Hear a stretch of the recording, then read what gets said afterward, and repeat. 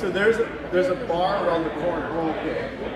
But this is where you would have been for the wedding. This is where I would It's pretty nice in here, isn't it? Oh, it's beautiful. What a great spot. Yeah. I was actually. So where we got So this is.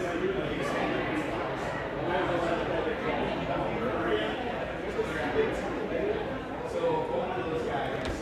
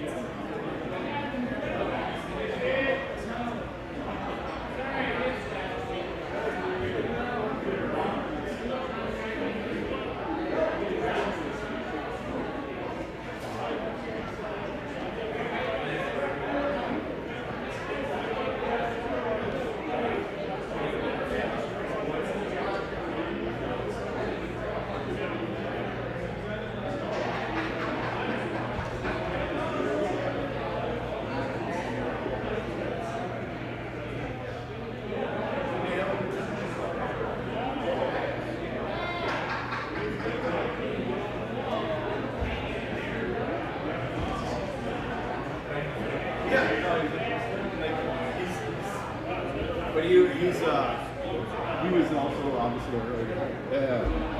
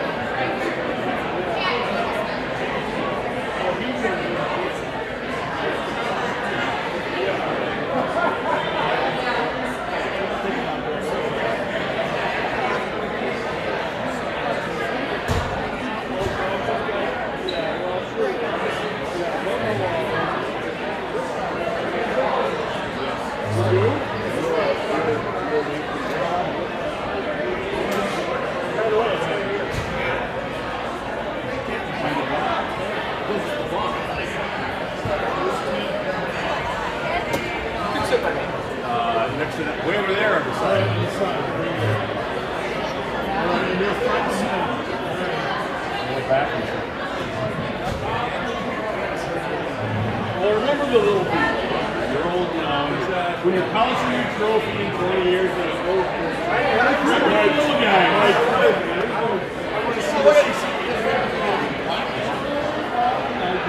I want to see the signature. right, you mean, sign that. Damn, I was fake. You're going to get a good jacket. Oh, yeah, they saw it. There's the Donahue picture. Such a funny picture. Great.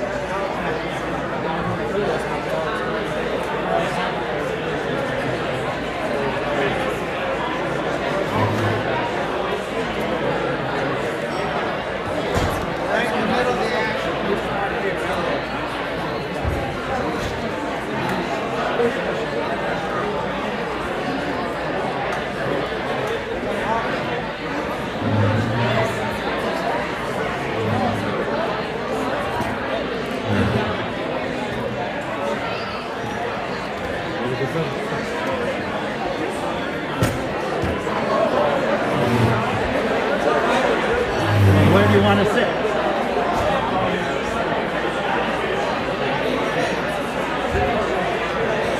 There's no numbers on this table.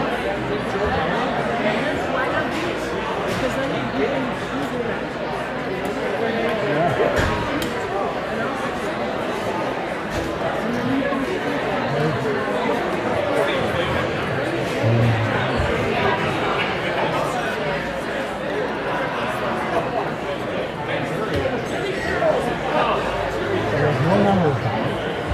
This is 13.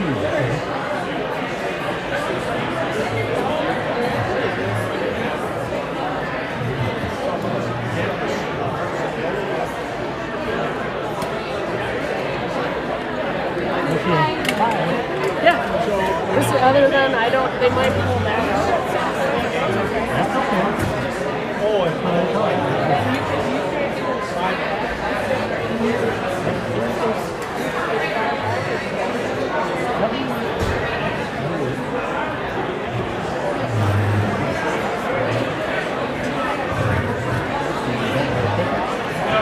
I'm gonna get your name tag. I just wanted to give you guys settled and I wanted to make sure I'm in the right spot. What? Yep, yep, and that's why we'll keep the chair. Yeah, I know, that's why we gotta keep the chair right here and then we're gonna sit back and move the chair. Let me get your name tags.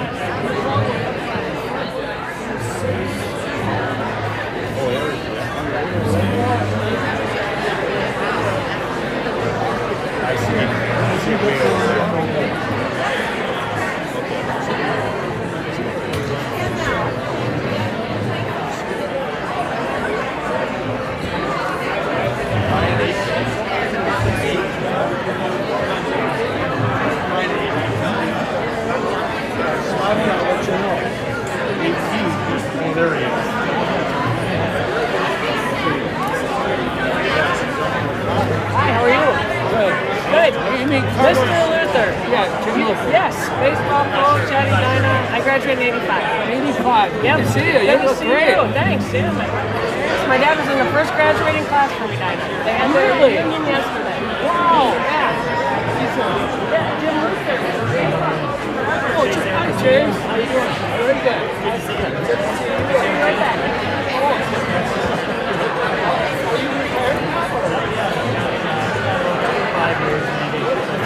Jeff, you're over there.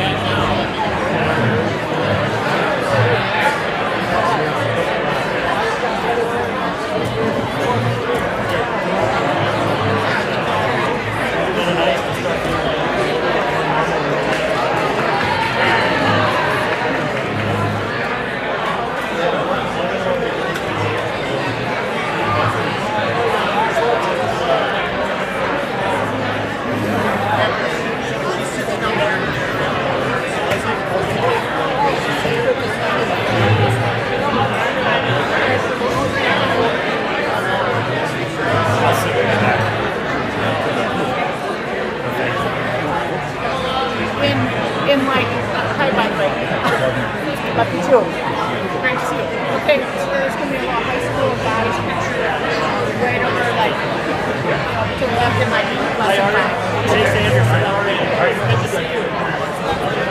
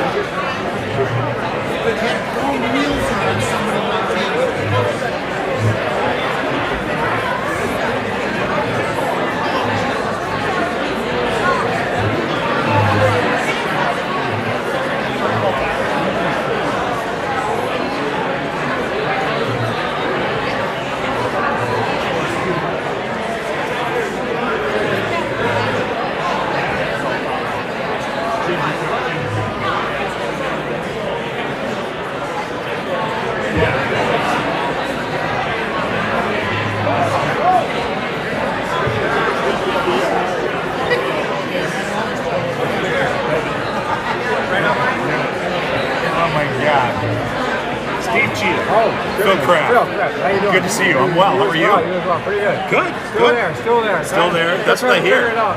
That's what I hear. I hear Rizzy left. Oh yeah, he did. Where'd he go? He needed that. He needed to. He needed to be out on his own, He did. start his own Kind of thing. like starting to go this way. Right. And Right. Like no, this is time for you to kind of move on. Right. It's Establish perfect your for you, own. and it's good for you to bring somebody in, a Yeah. little fresh life, Right. do something different. New guy's kind of young and he's See? inexperienced, Good. but you know what? That's fine. That's okay. That's what it is. Take care of kids, right? So I'm Teach them really what happy this for is. Eric. That's what I said. So Yeah, I don't for think sure. you're going to become the person that Chandler didn't want to be. No, until you unless move on. you spread out a little and have bit. your own school. Exactly. Understand what it really takes and the work it takes to establish that relationship with kids. Yeah, You yeah. have to start to get replacement. Right. No. Get out there and try something new. Try something different. So I'm happy. Well, I appreciate you still there, Yeah. for sure. It's good to see you. You've done a great job with all our kids. We greatly appreciate it.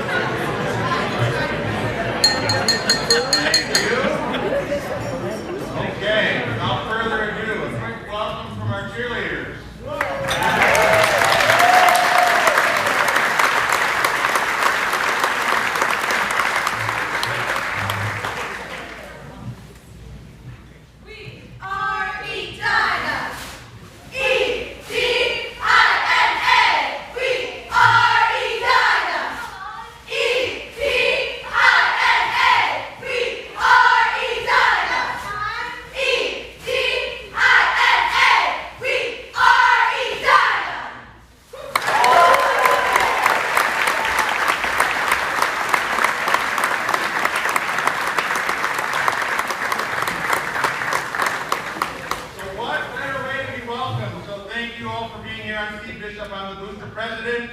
And I can't tell you how happy we are to welcome all of you back after a couple of years here. So thank you for being here tonight. And thanks to all who helped set this event up tonight.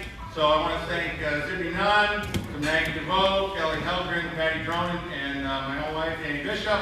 So thank you to all of them who helped coordinate this particular event tonight. So thank you.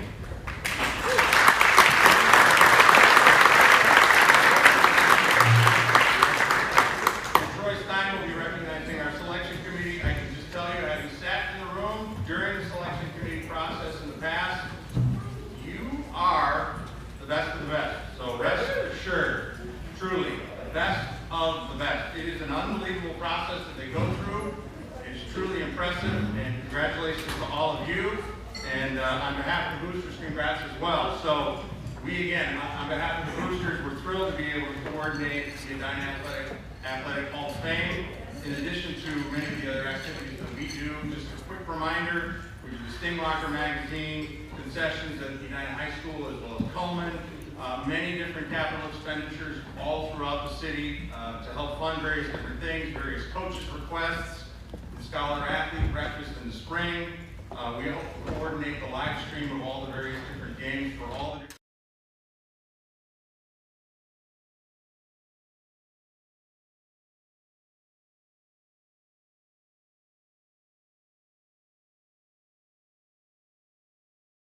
the overall Edina High School athletic budget. So the boosters help fund that so that we can keep fees down, so that we can keep it accessible for everybody throughout the entire sports community. So again, that's one of the things that many people don't know about the boosters. That started in the past few years. So we're always, again, I got to put the plug in, of course, we're always looking for volunteers, always looking for donations at edinaboosters.club. And again, more than anything, just enjoy the evening. Again, congratulations. And with that, I will turn it over to Troy Stein, who is Assistant Principal and Activities Director. So thanks again for being here.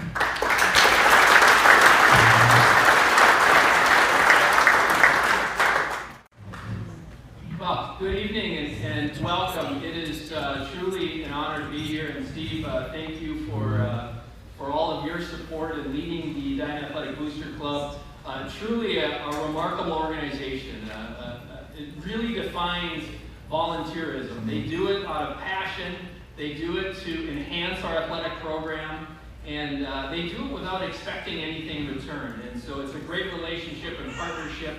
And we are extremely appreciative of that at the high school. At Edina High School, we strive for excellence, we honor our traditions, and we look to embrace our community. And I can't think of a better event that encompasses those three aspects than this Hall of Fame program. And it is always special to be here to listen to the stories of all of our Hall of Famers. 15 inductees tonight. And I promise that they have all committed to keeping their message short, although the stories are extremely valuable, and we certainly want to honor and recognize that as well.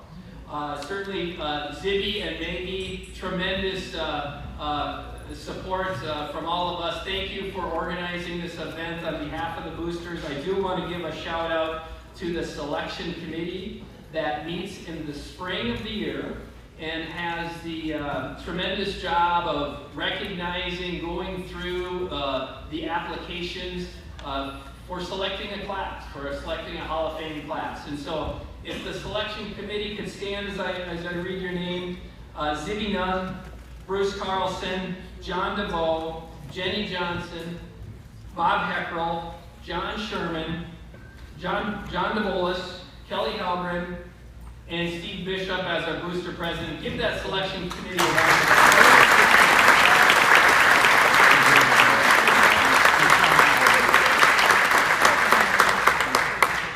As Steve mentioned, a tremendous amount of amazing athletes, and you have earned the right to be here, and we're extremely proud of you. I want to give a shout out to our Edina High School principal, Mr. Andy Beaton.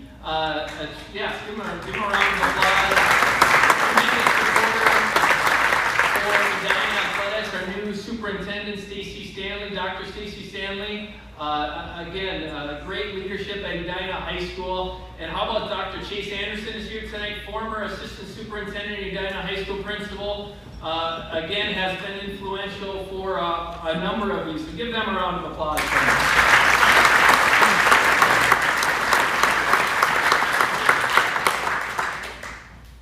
I would like to thank all of the coaches that are here, former maybe Edina Hornet coaches, maybe youth coaches that have been impactful on all of our lives and or maybe these Hall of Famers' lives. So if you are a Edina coach, Edina High School coach, this is you, Mr. Art Downey, even though you're retired, former Edina High School coach, and or a youth coach, please stand and thank you for giving back to athletics here in Edina. Please stand if you're in that category.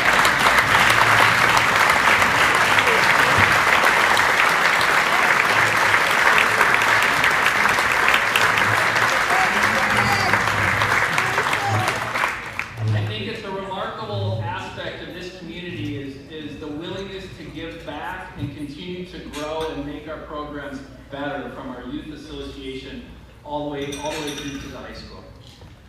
And finally, thank you to all of you that are here tonight. You are here because there's someone that you love and respect, and you're here to pay tribute to them. And you have helped them along the way in some capacity, and it's a privilege for us to have you here, but it's remarkable to see the support for each of the Hall of Famers, and thank you for coming. Thank you for all that you have done to support the Hall of Famer to get to this moment. So with that, we are going to transit. We're going to keep this program going because we have a large class. We also are going to transition to the buffet, which is in the back here through these doors. And so we're going to keep the program going, but we're also going to issue certain tables that are going to be allowed to go get their food as quietly as you can, come back, and you can continue eating as the program continues on. I'm going to dismiss tables 1, 2, 3, and 4 to go first, but please hold before you do. And then after that, someone will come around and dismiss tables as we continue on to go get your food. Before I dismiss tables 1, 2, 3, and 4, Willard, hold on. I do want to introduce our Master of Ceremonies, Mr. John Sherman. Certainly since his graduation from Augsburg College in 1972, he has been the Edina Sun Current sports editor, and it's been his main and only job, and we have been the benefactor of that, John. John's work and time and his leisure is revolved around sports. He loves it. He's coached it. He's coached basketball and baseball at various levels throughout the year. And ultimately, John is a major fan of the Edina Hornets. His positive stories and perspectives on Edina athletes and the Edina community is truly refreshing.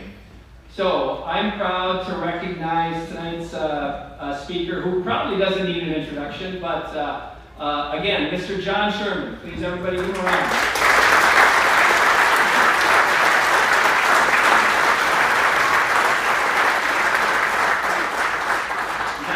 Tables 1, 2, 3, and 4, please go grab some food.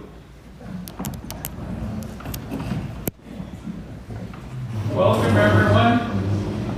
We've got a great program for you tonight. And Willard, before you get back there, the crackled lamb was my idea.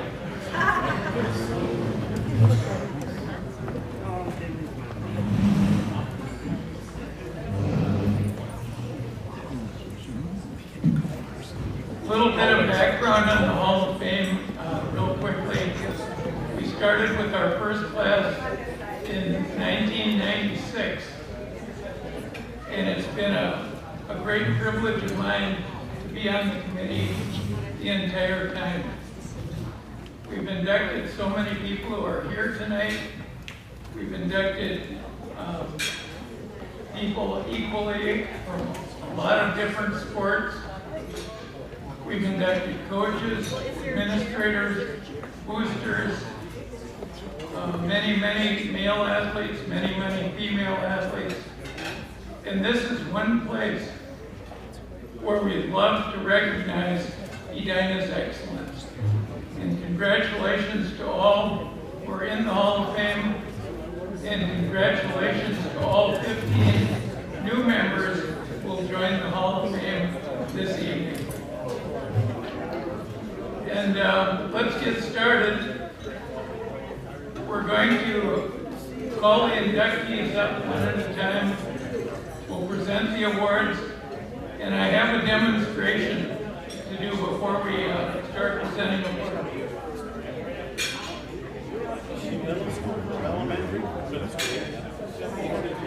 This is, for instance, Steve Dove's award. And I want to make sure I don't drop this one, but it's an award that comes in two pieces. So we're going to remind everybody throughout the evening to be very careful with the award, not to drop the last part especially. And these awards are nice keepsakes for everybody who's going to receive one tonight.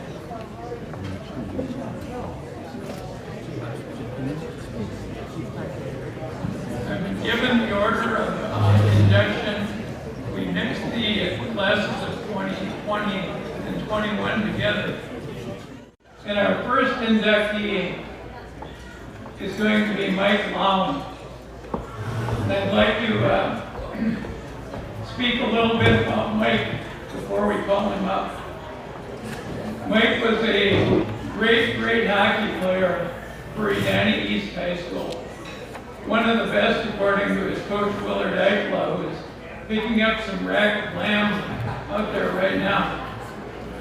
Mike was one of the fastest skaters ever to play for Edina, one of the best shooters, one of the best teammates, according to everybody who played with him at East High School.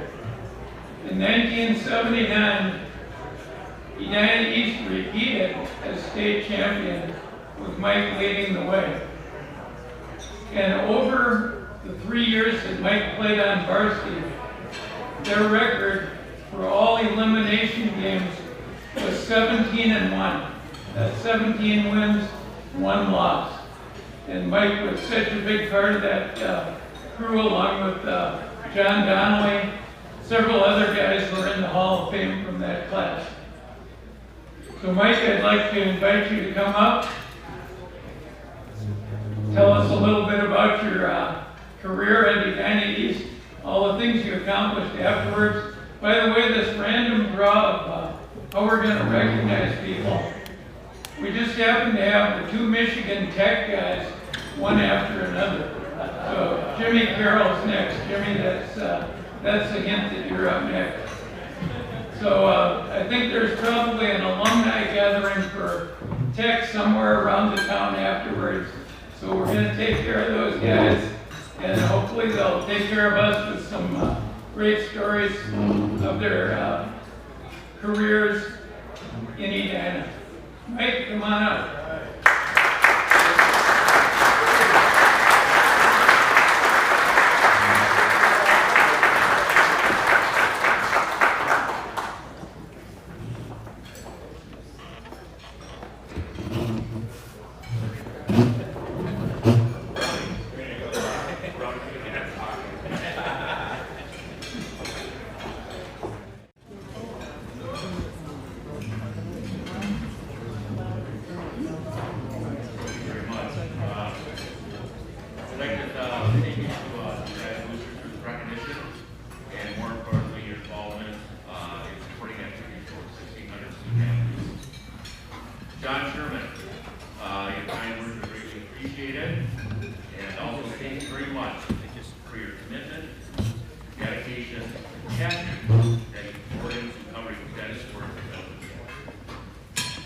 A young boy moved to Edina and getting my first glance at hockey players and ponds, it was unbelievable.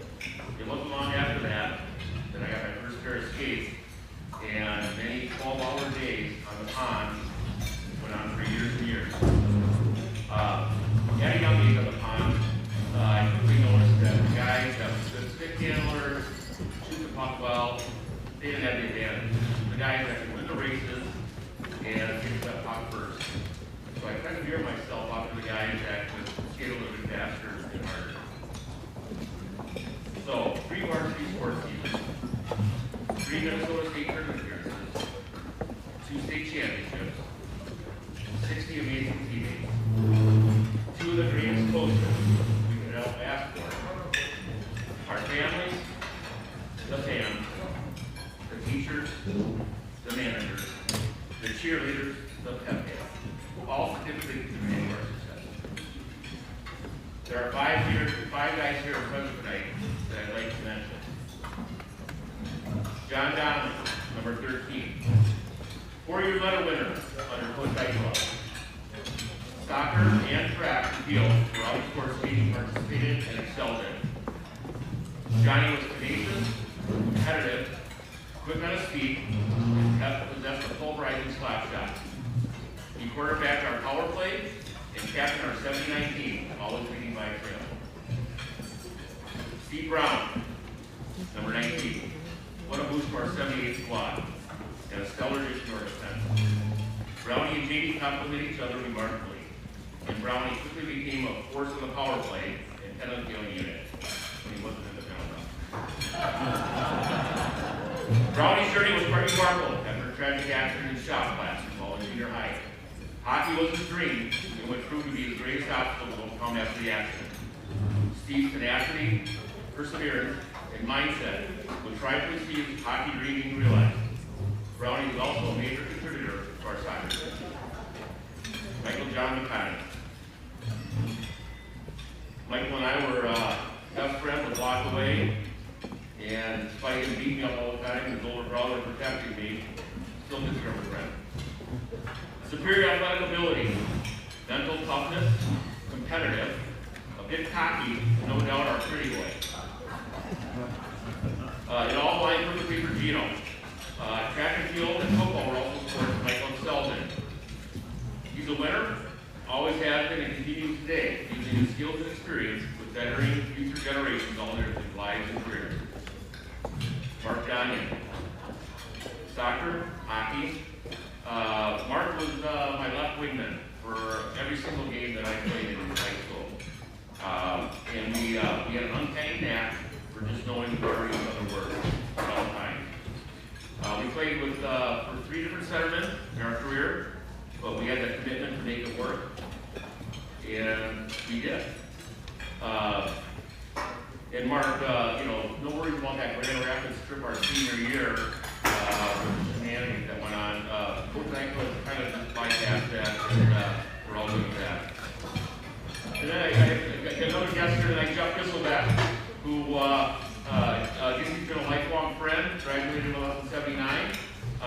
Jeff excelled in both football and wrestling, and huge supporter and fan of our hockey team. Jeff attended University of Minnesota, following the footsteps of his father being a member of the same fraternity. He graduated in 4 years. A remarkable feat for a fraternity that was going to have a little bit of fun. Coach Eichel, the best ever. Little quote here. The way a team plays as a whole determines its success. You may have the greatest bunch of individual stars in the world, but if they don't play together, the club will be worth a dime. Dave Ruth. The successful on a team level and individual performance and careers, from my perspective, would have been a daunting hill to climb without Coach Eichel's vision and ability to maximize each player's real potential while instilling selfishness as no spot on his squad. That vision became his motto. The rest is truly in the record. We practiced hard, we conditioned hard, doing harder, we played to win, period. Speaking of conditioning, participating in roughly 200 practices in my 3 years. Practice was never over after one-on-one, the power play, or penalty killing drill. It was after our conditioning, the lightning. Undoubtedly, I think that we were the best conditioned team year in and year out. Ironically, the avoiding drivers never came out early. With the likes of Mel Pearson, Teddy Pearson, and even Tommy Farrell fast talking to the ring attendant. Get them to open the door. Never happened. Coach, thank you for everything. It's something you taught and instilled to myself, my teammates, and every player throughout your coaching career. Behind every great man that's a coach or the spouse who puts the ship on course. Provides all the support and always listen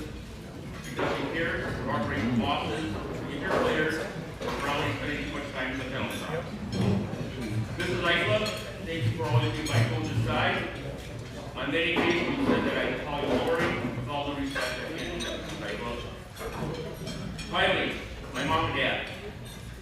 You sacrificed so much, always providing the opportunity for both Melinda and I to participate in sports and other activities. You never criticized or critiqued me through my athletic career. You encouraged, supported, cheered, all without wavering at all. I love you both, and having you here tonight is pretty special. Very grateful and thankful. Thank you very much.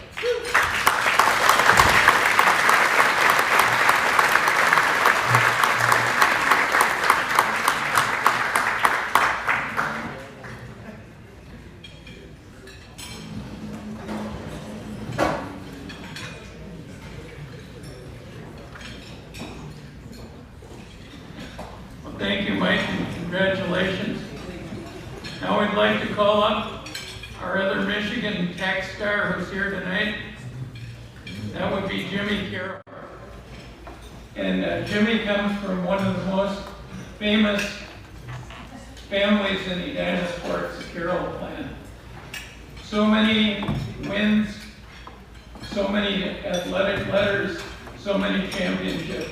That's the Carroll family. Jim has branched out after his playing career was over at Michigan Tech. He's become a great hockey announcer, hockey referee. He's immersed himself in the game that he came to love with Coach Eichel during his high school years. And it's great to be able to induct Jim into the Edina High Hall of Fame tonight. Quick story about Jim. He was always very competitive, and I remember the time in Legion baseball, he was playing a game over at Minnetonka, against Minnetonka Legion, when I think they were wearing their uniforms that were short. And basically, Jim got into a dispute with one of the players and ended up in front of their dugout challenging the whole team. So Jim is a feisty competitor. He kind of reminds me of his older brother, Mike. He'd get after it with anybody, never backed down, never gave an inch. And now we're going to give him more than an inch up here at the mic.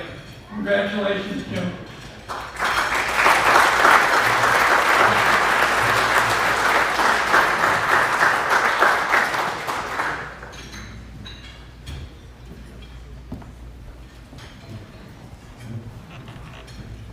Congratulations to all the prior inductees, class of 2020 and 2021. I'd also like to recognize the people that are here to support me tonight. Two individuals who have passed away who have been so proud to be here. My father-in-law, Tom Riley, a 1961 Edina Morningside grad, and my dad, Jim. I miss you, Tom. I miss you, Dad. Joining us tonight is Steve Fox, longtime Edina youth hockey coach who coached 4 of the 6 Carroll boys. Foxy instilled drive, work ethic, and positive motivation. He even helped me through extreme disappointment. I was cut as a sophomore from the entire high school varsity program, breaking a streak of 10 years in a row where there was a Carroll on either JV or varsity. I matured, I grew, and I was motivated. And just like Eichel's team winning the '84 state title, our Midget A team won a state championship that year as well. Thank you, Foxy, for your friendship. Also here tonight is my wife, Debbie, a 28-year kindergarten teacher in Edina at Cornelia, ironically the same elementary school I attended. She also owns 2 more state tournament appearances than I do, as a former cheerleader for the Jefferson Jaguars. My daughter, Taylor, a first grade teacher, and her fiance, Eric. My son, Drew, a sophomore student at Iowa State, was unable to attend. Love you, Drew. My little sister Ann, and the youngest of 7 Carroll kids, and the only girl. Tom, a Hall of Fame brother in my eyes, who coaches college hockey out east, was unable to join us. We are also joined by a very distinguished group of individuals that I also get to call my brothers. 2005 Hall of Famer Steve Carroll, 2008 Hall of Famer Pat Carroll, 2012 Hall of Famer Mike Carroll. Unfortunately, 2007 Hall of Famer Dan Carroll was the late scratch today due to a COVID protocol situation. That is true. And also here tonight is my mom, Joan, the mother of 7 kids who all play varsity sports at Edina. the mom of 6 hockey players who all played for Coach Eichel. I don't know how my parents were able to manage, but we were lucky kids to grow up in Edina. Thank you, Mom and Dad, for all your sacrifice for helping us chase our athletic dreams. And also big thanks to my siblings for all your support and always making time for a game in the backyard or driveway. As far as Edina memories, Scoop, the 6 varsity teams I played on never made it to a state tournament. I personally consider my 85-86 years as the year of the choke. We were dominant in soccer all season with great teammates until an unexpected exit in the playoffs ended our season. Just 12 minutes into our first game, I broke my ankle, putting an end to my Hornet soccer career. Our hockey team was ranked #1 all season. We were loaded. We had been tabbed by some to be one of Eichel's best teams ever. A full 500 Richfield squad put an end to our state tournament hockey dreams with an unbelievable upset win at a shot from that center. I will never forget showering back at the high school, still in my jersey and full equipment, not believing what had just happened, and also now wanting to take off that Hornet jersey for the last time. Baseball, again #1 ranked with a loaded pitching staff, great coaching, and players with exceptional skills at all positions. Those turning aspirations vanished with an upset loss to Kennedy. As Coach Gordon could attest to, the bus ride back from that Delano ballpark was a very tearful one. Getting off that bus marked the final time all of us would suit up for the Hornets. Those difficult losses eventually taught life lessons on how to handle adversity, disappointment, and appreciation for the ability to play the sports we love. We all gained friendships and memories that have lasted a lifetime. From an individual standpoint, I owe a lot of praise and thank yous to my teammates and coaches. Coach Lowell McCarthy, Luther, Fungus Penunger, Larson, and Coach Ike were a privilege to play for. My soccer and baseball teams had awesome athletes. Our 86 team had 9 players who played Division I college hockey. I was surrounded by great players and exceptional coaching staffs as well. The talents of my teammates were the key to any individual success.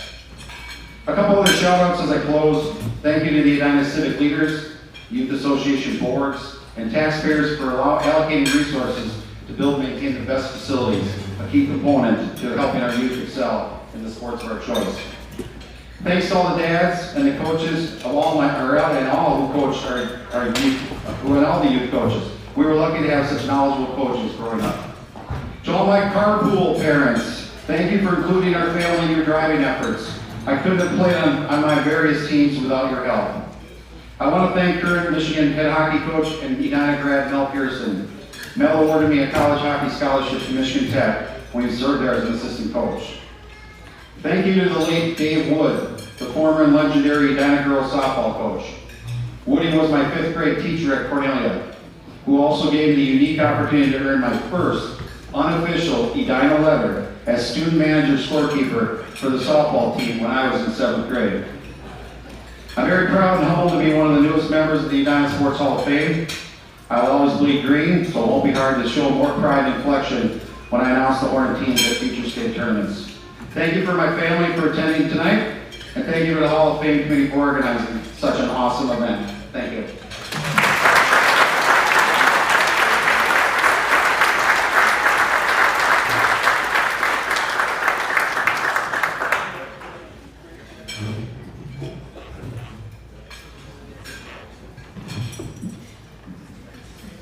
Thank you, Jim. Congratulations. Our next Hall of Famer happens to be the senior member of either one of these classes, Coach Dick Doran.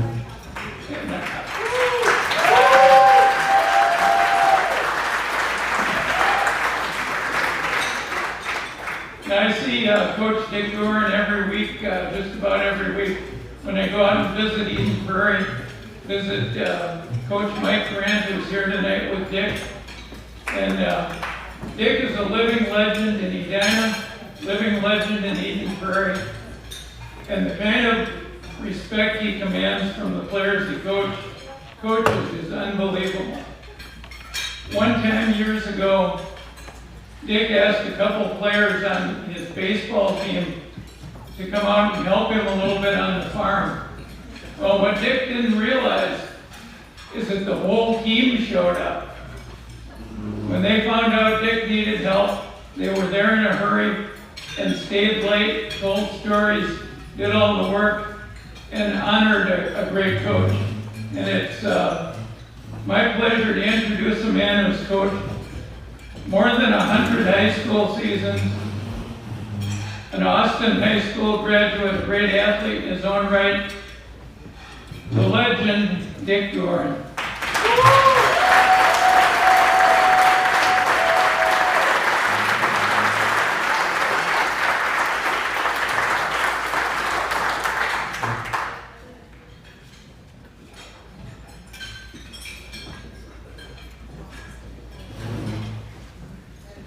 Thanks, John.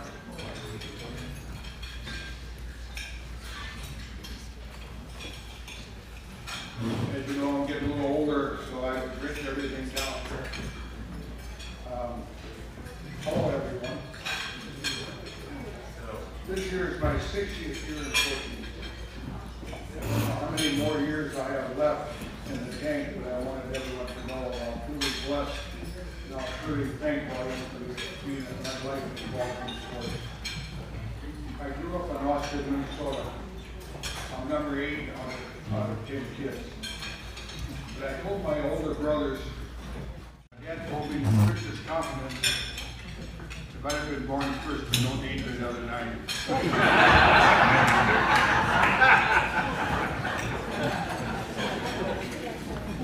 We didn't have a lot of money in those days, and no way I was ever going to get to college, and I just couldn't afford to go. But sports changed all that for me. There were a lot of people looking out for me, way back there. Family, teachers, coaches, and many others. Someone always had my back. There were these people in my life that I want the extra mile for me who inspired me to become a teacher and coach myself. Austin Sports eventually led to a football scholarship to South Florida State. And being from a large family, we were able to go on to school because of the opportunity for some scholarships. After college, my entire adult life was centered around education and coaching. My first job out of college was teaching and coaching in a little place called Williamsburg. It was about 15 miles from my hometown of Austin. I was assistant football coach and also the head track coach. It was 1962, and guess what? I made $5,120 for my senior for my pay. I'll go with paid, I guess. We spent 5 years at Blooming Prairie. I always wanted to be in a bigger school, and one day I was reading the newspaper when I saw a former high school standout football player. His name was Gene Cherney. And he had been teaching at Edina, but after leaving Edina, he was going to go to coach for the Illinois school where he's from. I asked around to see if anyone knew someone at Edina, and eventually I was directed to high school principal Ray Westcott. Ray knew Leo Fick, who used to teach at Austin Junior College and who had once moved up to Edina as assistant superintendent. Ray called Leo, and I had an interview the next day. I was hired on the spot. And that led to 33 years of teaching and coaching at Edina. It was 1967 when I came to Edina. Over the years, I taught geography, history, finance, industrial arts, and driver's education. I was assistant coach under staff Kanakis, and by the way, I was blessed to have 2 super duper greatest coaches ever to be in high school in football, and that was the staff Kanakis and Mike Grant. Of course, I was blessed to be with those two guys. They don't walk on water, but they're close. I was assistant coach with staff Kanakis for 25 years, and we had a lot of success with 4 state championships, 3 municipal state championships, and 1 playoff championship. And I do have a trophy full of rings. My first ring was that team of the Edina West years ago. I coached wrestling from 1967 to 90. 11 years were Pat McCall was our head coach, and then 12 was the head coach myself. I coached track from 1967 to 92, and the last 5 years being the head coach. Then finally, I coached baseball under head coach Jim Lucas from 84 to 2000. I retired after teaching in the year 2000. We had a lot of success in sports here at Edina, but what it really comes down to me, is a lifetime of friendships that were formed with fellow coaches and teachers, students, athletes, and parents. I've always said that every year the kids keep getting better. They're smarter, they're sharper, they're just terrific kids, and they get better every year. I enjoy being around kids and coaches, and just being on the field with them, next to them in action. Growing up, teachers, head coaches, and other adults went out of their way to make sure I was doing everything all right. Maybe they felt sorry for me, I don't know, but they went out of and did their extra things for me. As a teacher at Edina, I always stood out of my classroom door in the hallway and waited for the kids to come up the door. And there I would try to speak to every kid that came down the hallway in some gentle way. You know, how you doing, what's going on at home. And I think it was good for me to get to know these kids that way. I realized that not all of them were happy to see me, of course, but it also gave them a chance to get acquainted with an old guy in my door. I wanted them to know that I cared about them. The same thing on the field. I always made a point of talking to every student, not just the stars. To extend ourselves. I can hear my father say that to me over and over. Extend yourself to others. Extend yourself to others. And then he also would say, you don't let the ankles do it, get a chance. A few years ago, I got a very special letter from a former student. He was a former Edina West athlete. Basically, he wrote to thank me for showing some interest in a boy whom others had ignored or written off. He credited me with helping him to enjoy football and get through his troubled high school years. He is now a successful prison psychiatrist and helps people this way he claims I helped him 40 years ago. I've had incredible success as a coach. I've been fortunate to have coached under the Hall of Fame coaches like Stab Kanakis, Jim Luther, and Dale Welter at Chaska, Mike Manatee. I've been blessed to be with these gentlemen. The number one thing, they know both sides of the ball, but they also extend themselves to kids and parents. And so they're really special people.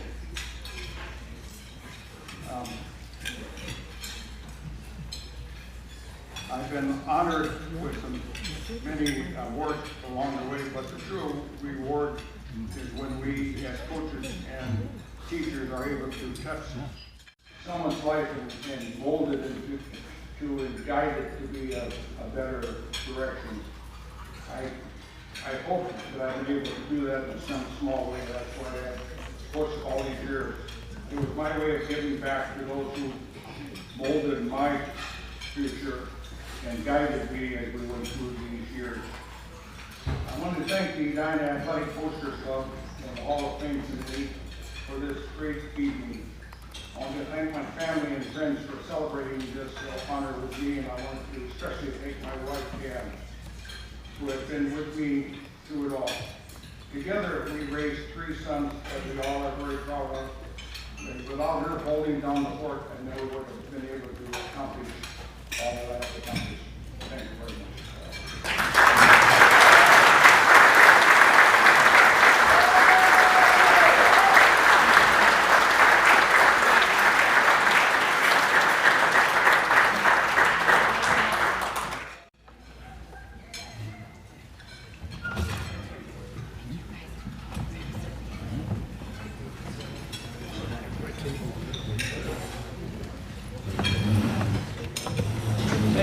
Dick and thank you for all who came tonight to support Dick, his former players, his coaching colleagues. I know it means a lot to Dick to have the people he loves here with him tonight. Our next Hall of Famer is a man who worked behind the scenes in the athletic department, was a statistician for the baseball team, hockey team, football team. Ted Cadwell did it all, and he did it 100% every day. Ted is a graduate of Harvard University and a brilliant student in addition to being a great help to the athletic program. Ted, I believe, graduated #1 in his class at Edina, and it was a well-deserved honor. We still see him out at Braemar watching the hockey games, cheering for his beloved Hornets. Ted, welcome to the Hall of Fame. We'd like to have you come up and say a few words.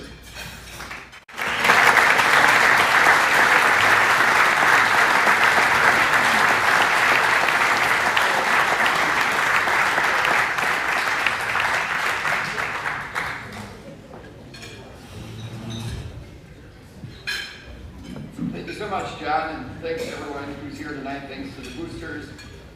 Thanks to my parents for always supporting me, my mom for being here tonight, Mark and Lori, and all my friends who showed up tonight on my behalf. Thank you to all of them. I also want to thank all the coaches to whom I provided stats, including football, coaches Costellas, Nappis, and Sabry, in hockey, Eichler, Larson, and baseball, McCarthy, and Luther. They were very patient and understanding with all the mistakes that I made along the way, and occasionally gave me kudos for what I did. But beyond that, I know that for those of you who are out there sitting there thinking, what is a statistician doing up here? Wondering, why is he being honest? You know what? I am wondering the exact same thing. Back when I got the call about being inducted into the Hall of Fame, I said, I think you got the wrong number. I'm just a stats guy. They later confirmed, no, you've got the right guy. Now, when you suffer from the effects of juvenile rheumatoid arthritis since age 2, as I have, and when you spend through the first half of elementary school in a wheelchair, you never imagine that you will be elected to any Hall of Fame that has the word athletic associated with it.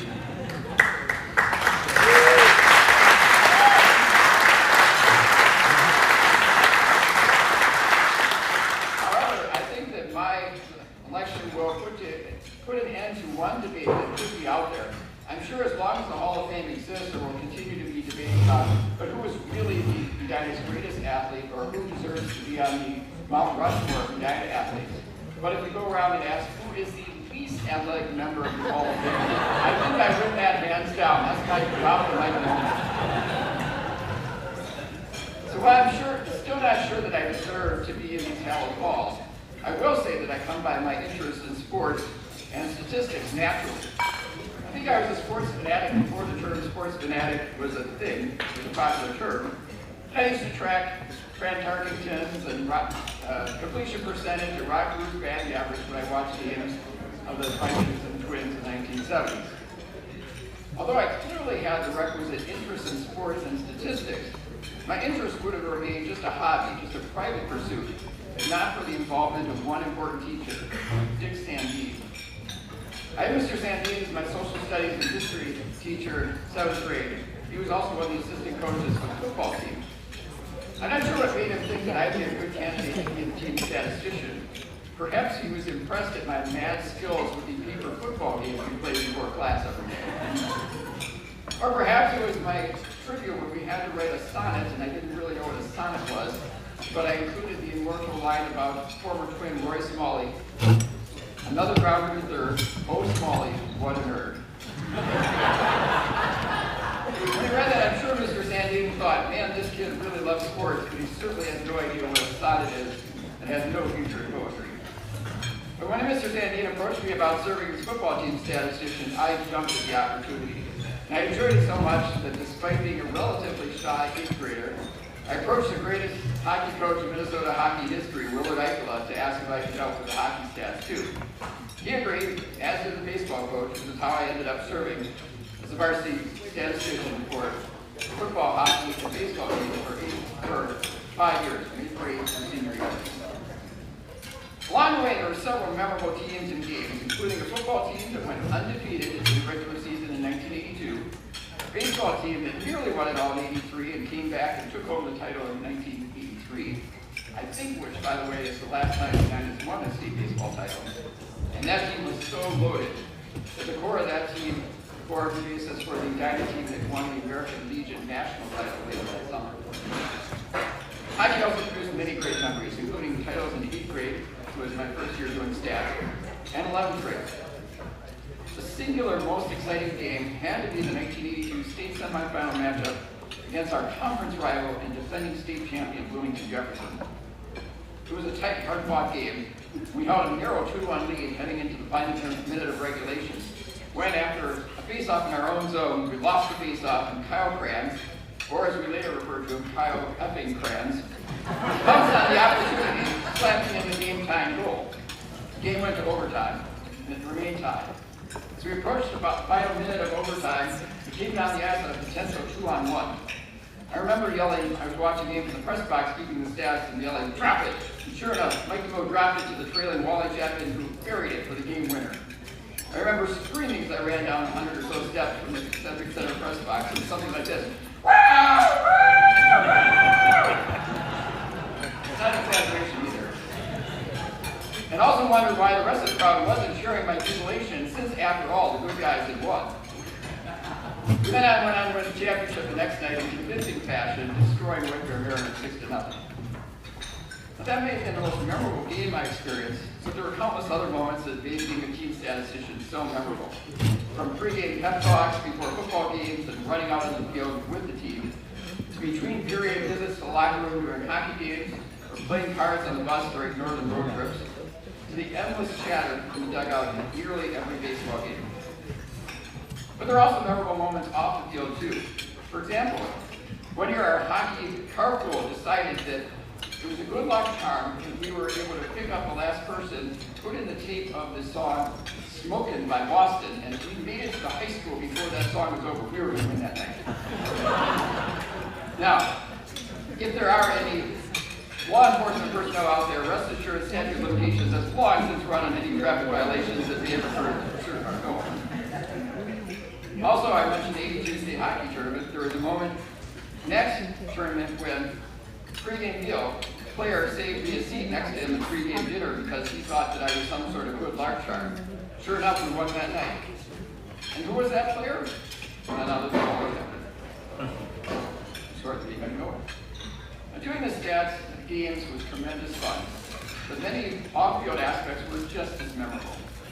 Being a team statistician enabled me to create lasting friendships with guys who always had my back.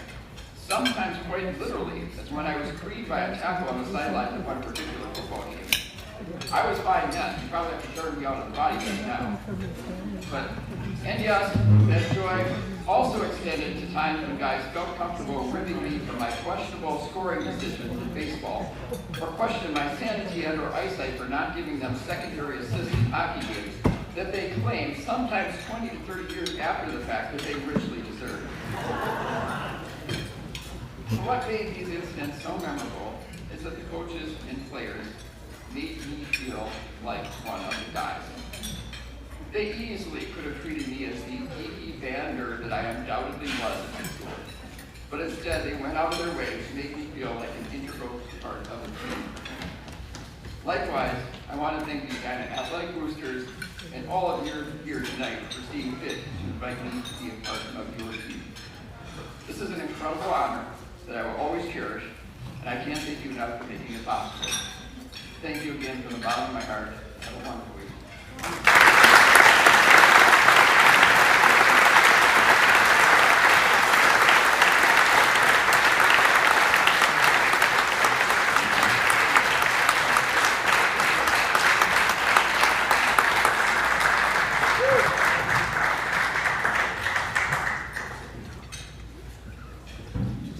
Ted, you did a great job. Thank you.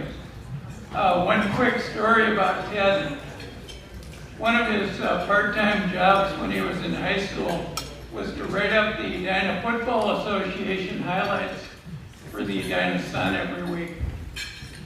And I got one complaint call in all the time Ted did that. And the person on the phone said, "My son scored on a 21-yard run, not a 20-yard run." So I called Ted and asked him about it. I said, "Ted, what do you think? Do we need to correct this?" Ted said, "No, we don't. I was at the game. It was a 20-yard run."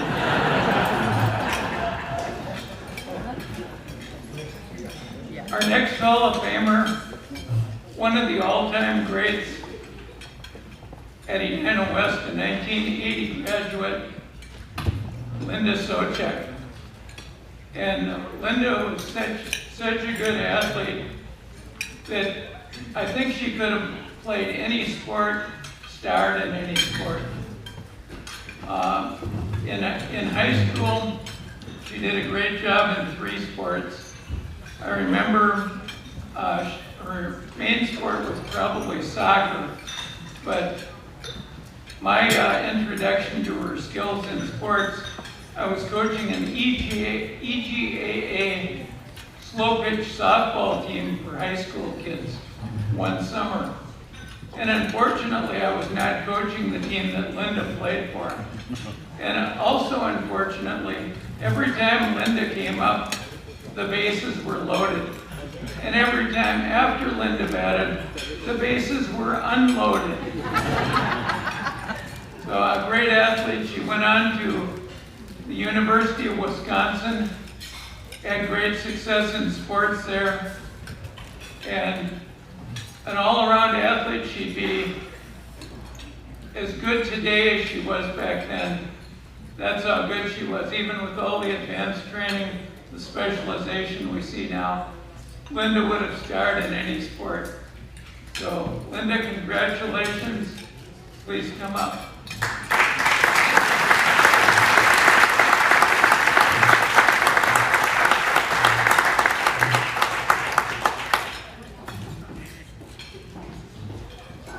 Thank you for that. I think you remember more than I do. I should have had you write my speech. So, yes, I wrote things down. Yes, I've got my readers, even though my font is very large. So I just want to, I wrote down in very large print, so it won't be super long. I want to thank you, Edina, for providing opportunity, for helping shape my life, and for this Athletic Hall of Fame honor, of which I hope I am deserving. A special thank you to my nominator, and congratulations to all the nominees here today. So back in the day, I played a few sports. In 5th grade, my dad fought at City Hall to allow me to play on the basketball team. It was a boys' team. There was nothing available for girls at the time. It was providing for me opportunity. Through Edina Youth Sports, I played a lot of soccer in the summers. Opportunity. At Edina High School, I played volleyball and basketball. I loved my teammates. I loved my coaches. Again, opportunity. I went to the University of Wisconsin. I played one season as a walk-on volleyball on the volleyball team. Somehow I thought that would work. Before I joined the UW club soccer team. The next fall, Wisconsin created its first ever Division I women's soccer team. Through participation, hard work, excellent coaching, great teammates, I was fortunate to receive an All-American honor before I graduated. So again, opportunity. Woo! Go Great teammate in the back. I am grateful for the opportunities that I have had throughout my lifetime to participate in sports. These opportunities have generally shaped my life. I met my husband, Rob, playing soccer 34 years ago. 33 years ago, we were married, and this was our reception hall. Fast forward, 3 children later, we try to provide opportunities for our children to be active and participate in all kinds of sports. Her kids played organized soccer, hockey, tennis, and one played lacrosse as well. Our oldest daughter, Jill, still plays soccer and hockey and is on so many adult league teams, it's hard to keep track. She also met her husband playing soccer, as I did mine. Our son Ross went on to play hockey at the University of St. John's University. He still plays hockey with some of his former teammates. And ironically, his fiance played volleyball at St. Ben's. Our daughter Lee won 3 NCAA championships playing hockey with the University of Minnesota. She is an Olympic gold and silver medalist, and is currently training with Team USA with hopes of playing in the 22 Beijing Olympics. Additionally, Lee continues to play hockey for and promote girls hockey and women's hockey throughout North America through an organization that you should all look up. It's called the PWHPA. Over the years, from both playing sports and coaching and parenting kids in sports, I acquired a few sport-related sayings along the way that I thought I'd share with you today. First, the important part is not where it takes you, but in the journey itself. 2, it should be fun. 3, hard work is fun. 4, the sport is not who you are, it's something you do. 5, you cannot be on all the time. 6, Mama told me there'd be days like this. 7, doing a variety of activities is good for your mind, your body, and your soul.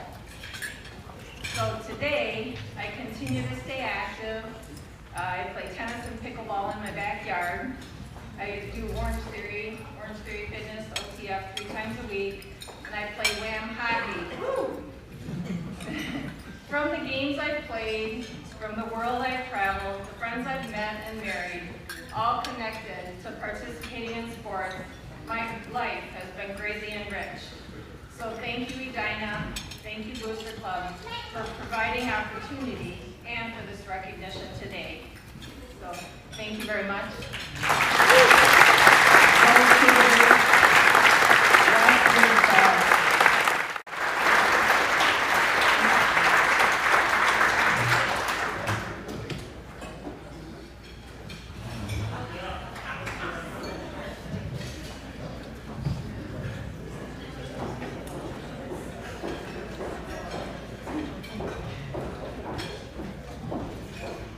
Thank you, Linda. Congratulations. One more thing about Linda, just to show what kind of a captain, what kind of a team player she was. At one of the soccer games her senior year, she collected all the soccer balls, bagged up the soccer balls, and left the field with a bag of 12 soccer balls over her shoulder. And the coach remarked at the time, that's what a captain does. So, well done. Next up, we have another great female athlete, 1999 graduate, Betsy Matsugus Johnson. Betsy was an 11-letter winner at Edina in a variety of sports, most of which featured a pool. She was involved in swim racing, synchronized swimming, and for good measure in the winter, she was a Nordic skier. And a lot of great achievements in every sport, all state awards, all American awards. I remember going to the 1999 or 98, I guess it would be, girls swimming banquet at Golden Valley Country Club. And all the coaches there that day said great things about Betsy in terms of leadership, performance, practice habits, and basically considered her an ideal leader and high school athlete. Betsy, please come up and share your story with us.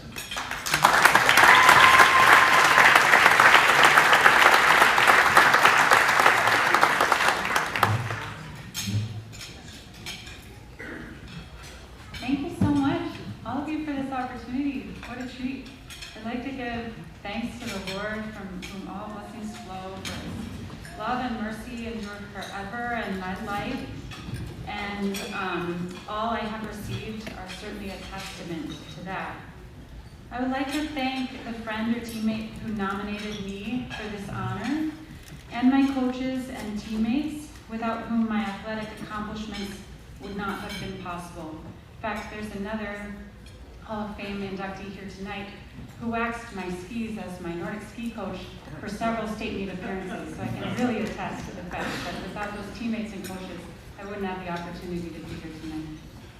I also want to thank my husband Todd and our 7 children who are over there at our table for thinking that this is really cool, if not strangely improbable, that Mom is being inducted into a Hall of Fame.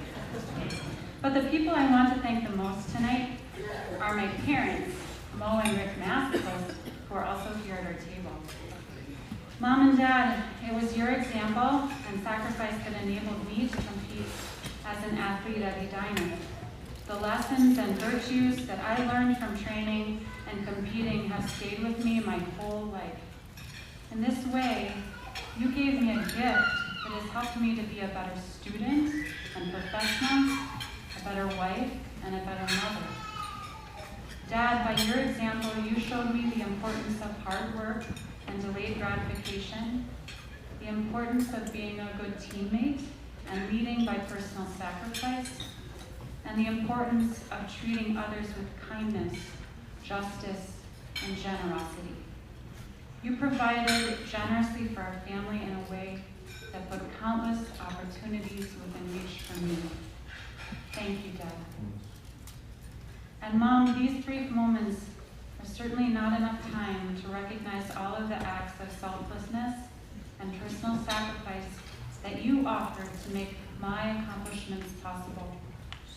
I know now, in a way I didn't know then, that any feat or success on my part was made possible by a daily self-giving on your part.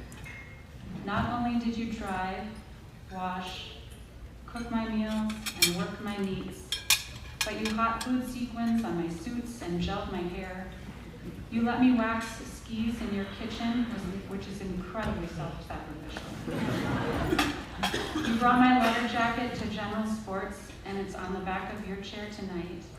You got up early to get us to the pool for 5:30 practice, and then later convinced Dad that I actually needed a car to drive us all to practice myself when I turned 16. And you didn't just serve me. When the synchro team needed money, you started a concession stand that was so successful, it was copied by multiple teams at Edina and throughout the conference. You carried the responsibilities of being a team captain's mother year after year, hosting potlucks and parties and end-of-year banquets, and never complaining about the additional work, involvements, and demands that my honors placed on you. You've befriended and counseled decades of coaches and cheered countless athletes, including me, onto their successes, and you encouraged me through my many disappointments and losses along the way. Thanks be to God, your support didn't end with my EHS career. And whether I'm facing into the challenges of raising my own family or reflecting on this honor tonight, I'm encouraged and uplifted by your example and your sacrifice. Your life has been full of countless hidden moments that have enabled others to thrive, so I am thrilled that my recognition tonight affords me the chance to honor you and Dad at a Hall of Fame banquet. Mom and Dad, I have a gift to give you tonight, your own Edina letter, and may God bless you both for your selflessness and love. And thank you all for this opportunity. Have a good night.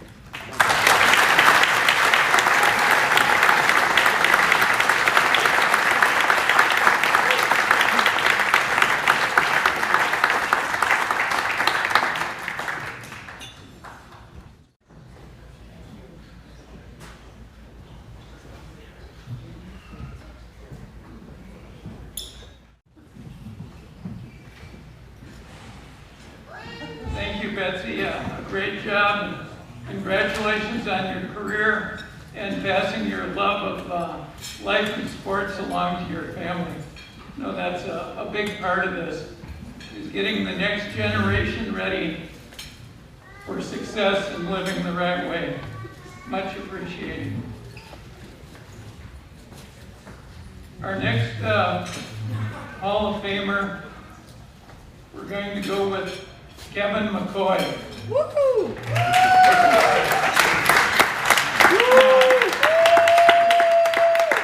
I can just say a couple things about Kevin. Edina West football team won the state title in 1978. And in the playoffs, the Cougars didn't give up a single point. And they beat Gridley in the state championship game in a shutout, which hardly ever happens at a prep bowl. Kevin was the middle linebacker, leading tackler, captain, and he's the guy who organized the Cougars' 40th anniversary party last year, which turned out to be a tremendous event. He went on to play football at the University of North Dakota, a very successful guy his whole life, and his quote about the Cougars was, "We've set a state record that might be matched, but it will never be broken." Kevin, please come forward and share your story.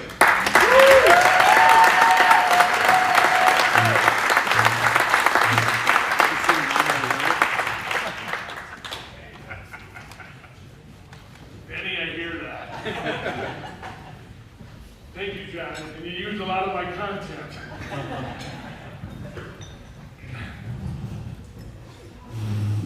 Good evening, and congratulations to all my fellow inductees. I'd like to start by expressing how honored I am to be joining an elite group, the Edina Hall of Fame. I'm very honored by that. And while I started playing or lettered in basketball, I'm standing here because of football. The first time I ever played football was in 8th grade. I was on the heavyweight team. I still am. I remember being really scared to play football. I didn't know the rules. I didn't know the positions. I just knew it was a contact sport, and a lot of my friends were playing it. And our 8th grade team, Coach Gorn was talking about earlier tonight with me, our 8th grade team was undefeated that year, and we realized at the conclusion of that year, we were going to be playing the same opponents and the same players every year. So naturally, we started looking forward to our senior year when we had an opportunity to win it all. We went undefeated, as I said. 9th and 10th grade, we were undefeated as well. In 11th, I was fortunate to be the only junior to play varsity football. I was a starting outside linebacker, and I was playing with Carl Mecklenburg, a 6-time NFL All-Pro. He was also an inductee and very much more deserving than I. We finished the regular season undefeated. We were late conference champions, and we finished short. We lost our first game. We were favorites going into the playoffs, and we lost our first game against Richmond. Woo!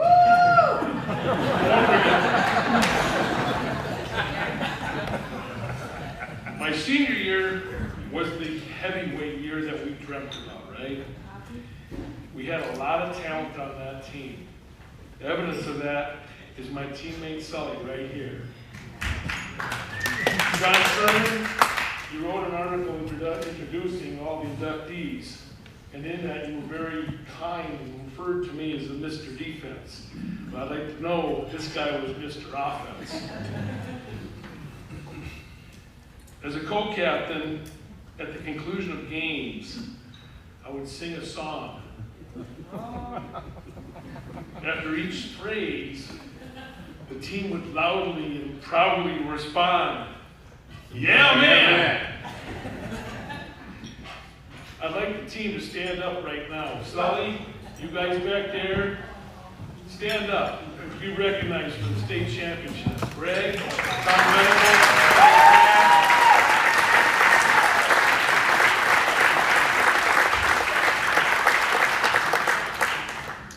It was a song that instilled team unity, pride, and achievement, which bonded us all. Even to this day, we're still getting together playing golf, doing a lot of things together. But as good as our team was, we would not have accomplished our goal to win the state championship had we not had a coach and staff connect us. We feared staff. We respected staff, and we loved staff. He knew how to motivate all of us while still caring for the entire team. Staff's Saturday morning film sessions we'd all go to after game night Friday. They would be scary, but they could also be funny. He would make comical jokes about teammates, and he'd start and stop the film, go forward and backward, time and time again, cutting down our teammates. And we're laughing at this because it made sense. They were bad plays, but he was getting his point across. When it came to your turn, it wasn't so funny. But it was a unique and successful and accepting way for staff to get his point across to all of us, whether it be a positive play or a negative play.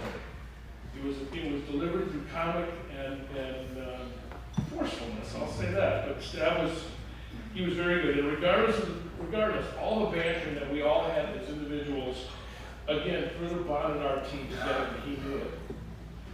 In addition to staff, we had a fantastic set of assistant coaches.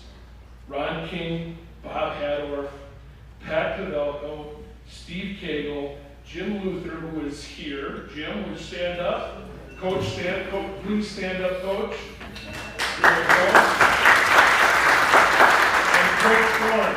Coach Thorne was also there. So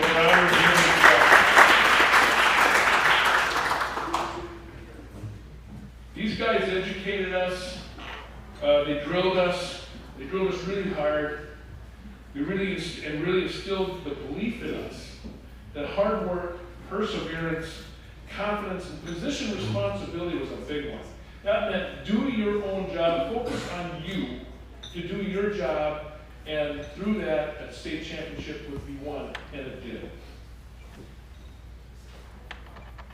We were underdogs in going into every playoff game in that final season, and largely because of our opponent's offense. Rochester John Marshall was supposed to kill us. St. Thomas was supposed to kill us. Brainerd was supposed to kill us, and almost did. Brainerd that was a close one. We had 2 goal line stances, and we won 7-0. So that was a close one. That was an eye opener. But we did win overall in 4 games, 73-0. That refers to the record that John was talking about. We today have a state record of 0 points scored in the 4 playoff games, and I feel that's pretty. You can't beat the time. And we also gave up 66 points the entire year, of which 30 of it was in the first game, which we lost to Minnetonka. And that was an eye-opener. We cleaned them up after that. You know, sports participation teaches boys and girls a lot about themselves, how to participate and interact with others, to be reliable, responsible, dependable, and confident, and yet to remain humble. In doing so, you become a teammate. I appreciated everything that I learned from playing sports, and I try to instill the same values in my coaching of 38 teams over 12 years of various Edina youth sports. Through these experiences, very strong lifelong bonds develop, and I'm very happy to say that my best friends today are from the 78 team. In closing, I want to say thank you to my teammates for their friendship, my coaches for your leadership, John Sherman for the nomination, Edina High School Athletic Department, and the Edina Athletic Booster Club for this great event, and for being the support and inducting me and myself into the Hall of Fame. Yeah, man.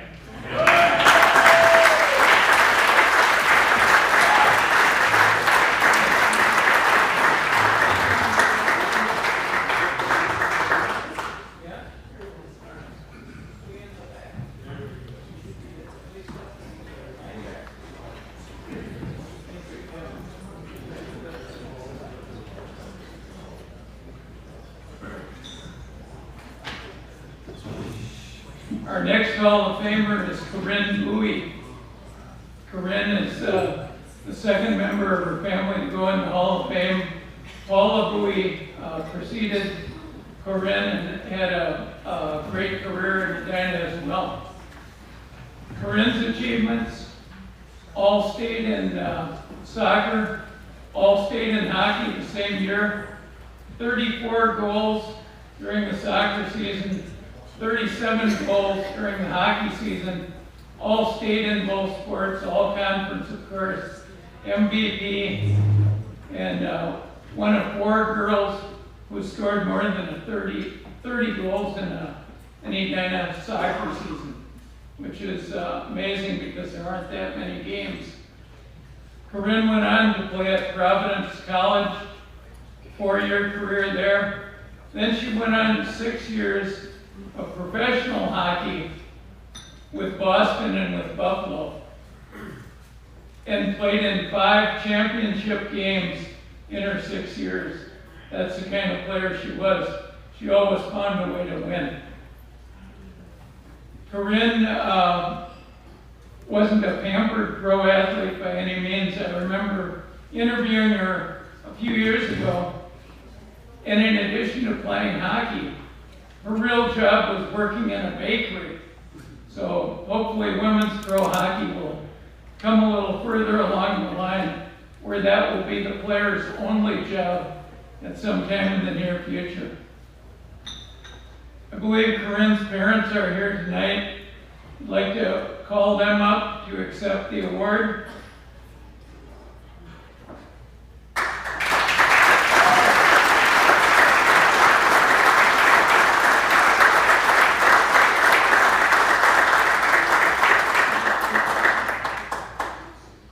On behalf of Corinne, I'd like to say thank you very much for recognizing her career at Edina. She loved playing for Edina, was very proud and always felt a lot of support. And her career there enabled her to get a great education out east and then to continue to play. And it was fun for her also as a professional athlete to see young girls coming up in the program and encourage them. So hopefully, as John was saying, it will turn into a more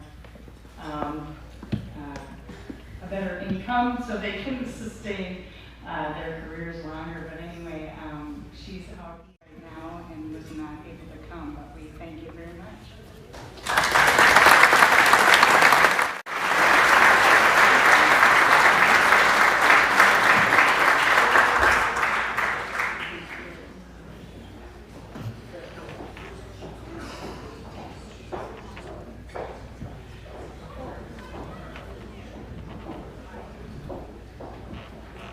For our next Hall of Famer, we go back a little bit in time to the happy days of the 1960s. The inductee's name is Bill Bieber, the first great Edina hockey goalie. Now, Willard Eichla, as your coach, is obviously an advantage for any goalie. We've got some goalies here tonight who I'm sure would agree with that.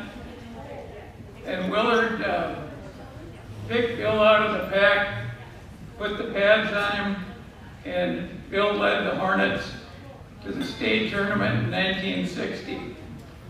For those who don't realize this was in the days before Braemar Arena. So the Hornets practiced on Lake Harvey and also had to shovel off Lake Harvey so they couldn't practice there. And before one of the early season practices, when maybe the ice wasn't so good, maybe it wasn't so thick,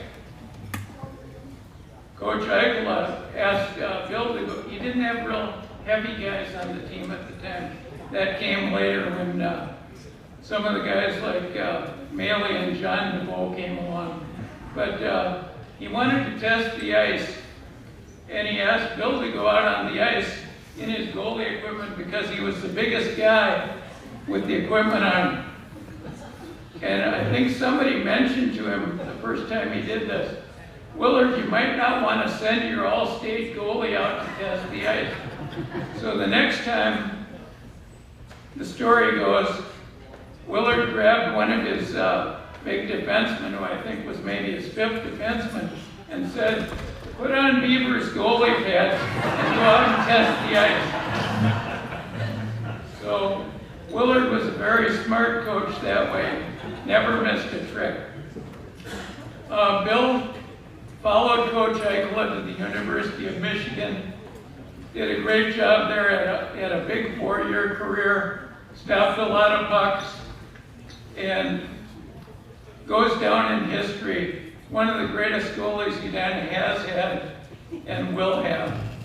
Bill, please come up and share your story.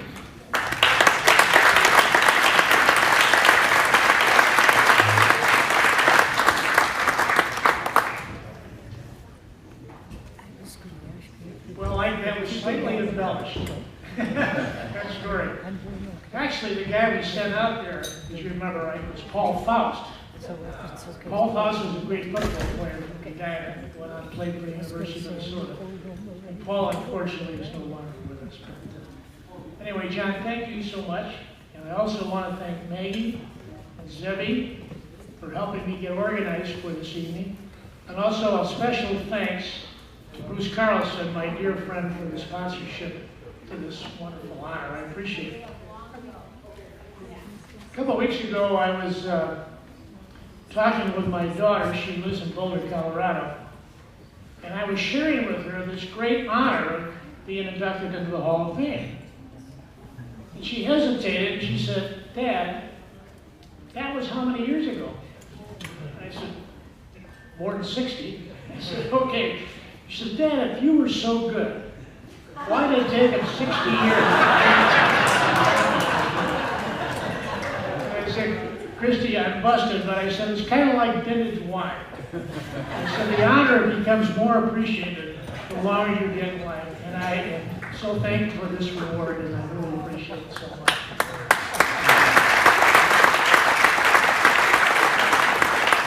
Well, I know we're really tight on time, but I wanted to take a few minutes this evening and share with you what it was like to play high school hockey back in the 1950s. Okay? That was a long time ago. Back in the 1950s, Edina was a brand new high school, and it was called Edina Morningside back then. All right? Its first graduating class was in 1951. And if you wanted to play organized hockey back in Edina in that era, you didn't have many options. There was only 3 team organizations that you could play on. If you were young, let's say in 7th or 8th grade, you tried out for the Pee Wee team. Next, at the next level was a junior varsity. And then beyond that, of course, was the varsity. I never played on the Pee Wee team. And then 7th grader, I tried out for the junior varsity, and I made the junior varsity, and I played on that team for 2 years. And as a freshman, I made the varsity. It was interesting, for those 4 years on the varsity, all of our practices were outdoors on natural ice. And as you know, natural ice can be just very dangerous when the Lake Harvey breaks.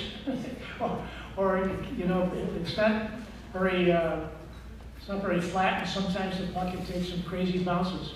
But I was never injured from a puck ricocheting off the ice. When I was a freshman, all of our games at that time were outdoors.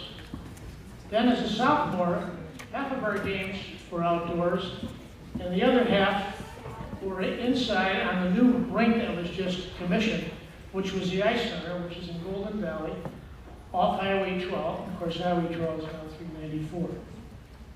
And then as a junior and a senior, all of our games were indoors at the Ice Center.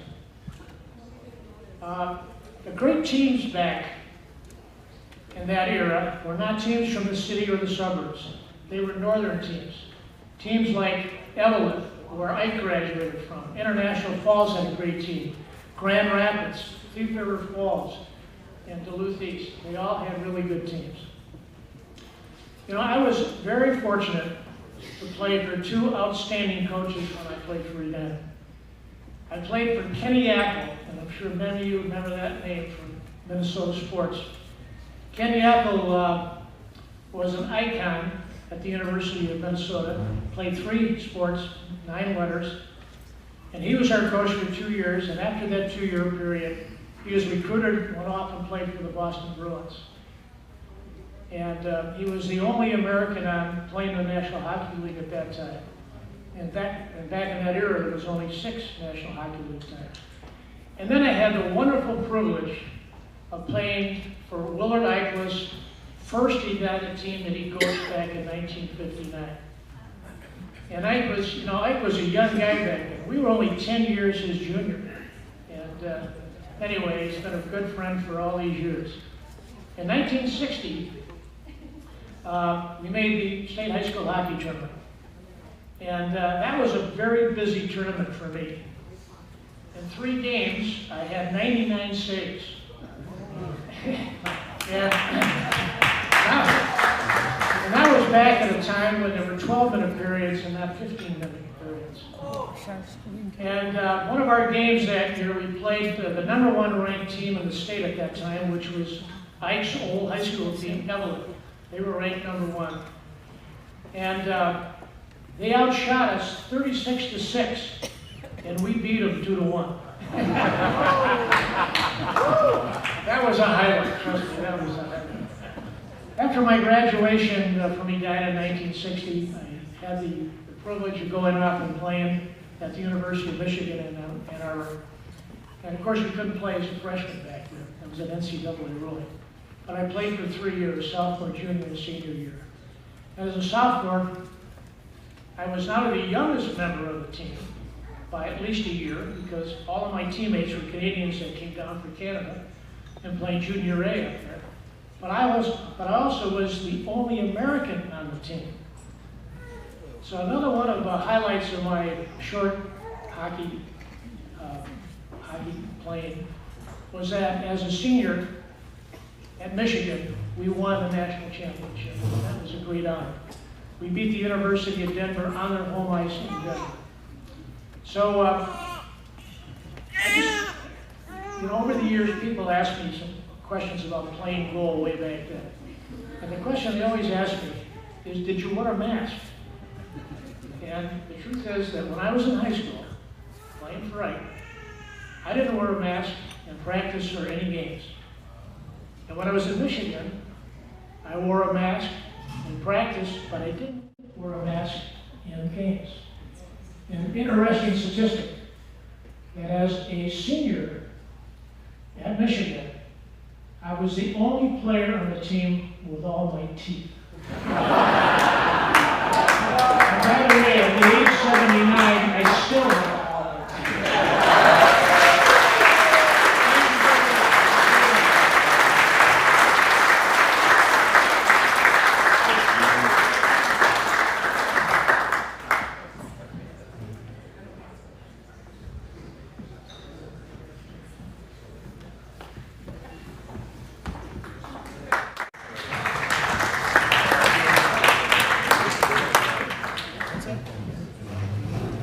Thank you, Bill. A man who set the standard for goalies and set the bar high. Our next Hall of Famer is Steve Dove, an athletic director who won almost 50 state titles during his reign with Edina. And I'd see Steve at every sport, every event you could think of. One thing that people may not know about Steve is that he was a state championship coach in community college basketball at Inver Hills. Also, one of the most outstanding high school coaches the state has ever seen. In athletic administration, Steve did a great job for boys and girls sports alike. He had daughters and a son, Chad, who were all great high school athletes. And Steve realized that the girls' sports are just as important as the boys' sports, which is also my philosophy. Steve founded the Hall of Fame. I think he may have talked to me as one of the first contacts. And before he got a sentence out of his mouth, I said, "I'm interested. How can I help?" In one of the early years, Steve made me the proctor. This was before I became a master of ceremonies or somebody who just gets up here and basically talks. But when I was proctor, Steve said, "Your number one job as a proctor is to make sure that none of the inductees speak for over 5 minutes." And unfortunately, the year that I took that job, Raleigh Ring was going into the Hall of Fame, and he was 87 years old at the time. So anyway, Raleigh was giving his speech. 3 minutes into his speech, his comment was, "And then, when I was in 4th grade, my parents moved to 26th and Cedar, just across the street from South High School, where I was a star in football, basketball." And I found out later, Raleigh did wrap up his speech. What do you think, Steve? About 20 minutes, maybe, something like that. But Raleigh got through the speech, and I found out later that Steve had made me the proctor and put Raleigh up to throwing that line in about 4th grade, just to test my mettle. So my mettle was tested, I guess, and I'm still here. Steve is still here as one of the all-time great athletic directors. One of the athletic directors, along with Mr. Troy Stein, who built this tremendous tradition at Edina and kept it going year after year with great teams, great athletes. Steve, come up and share your story.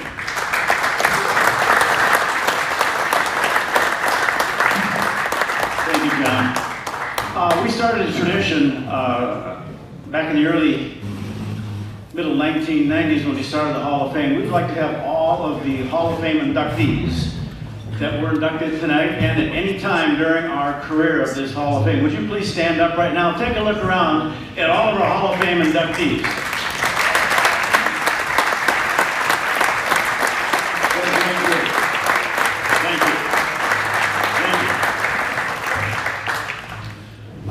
First and foremost, I'd like to recognize my family that is here tonight. My 2 oldest daughters. Denise is not going to be able to be here. She's in Lawrence, Kansas. Her husband coaches football with the Jayhawks at KU. They have 3 kids. Our daughter Stacy was going to be here tonight, but unfortunately she's not feeling very well. She's at home in Chanhassen with her 4 kids. And by the way, Andy, Stacy says hello to you, okay? Andy and Stacy go way back to the days at Armstrong. My daughter Danielle is here, and I think she's out with our newest grandchild, number 8. That's Olivia Marie back there, and she's the one who's been disrupting our little table number 3 here periodically tonight. But Danielle is an RN at Gunderson Healthcare Systems down in La Crosse, and our youngest and the most spoiled one is our son Chad. Chad is right here, and he's at Shaw Air Force Base, and he's a pilot in the Air Force. So special thanks to those kids. And a special recognition for my wife, Marianne. Marianne is here, and she helped with the transition when I assumed the position back in 1993. And she worked for a large international trading company here, and we moved to Pepin, Wisconsin 9 years ago, and we own a restaurant down there. Isn't that what you do when you retire as an athletic director? You buy a restaurant? Yeah. Anyway, we opened a large restaurant down there on Lake Pepin called the Pickle Factory. And that's about a half hour south of Red Wing, so if you're ever in the area, it's a beautiful drive down there. They'll love stopping the pickle and say hello to us. In addition to that family I just introduced, the second most important family I've ever been a part of is the Hornet family. The Hornet family, as we've all heard tonight, I can't share my athletic prowess or state championships. There was a motto when I played high school basketball. I was slow, but I sure couldn't jump. That kind of epitomized my athletic prowess. But it was fun, and the memories that our inductees have shared and our coaches have shared, the real reward is working with kids. When I got the job in 1993, the first person that took me out for lunch was Howard Merriman.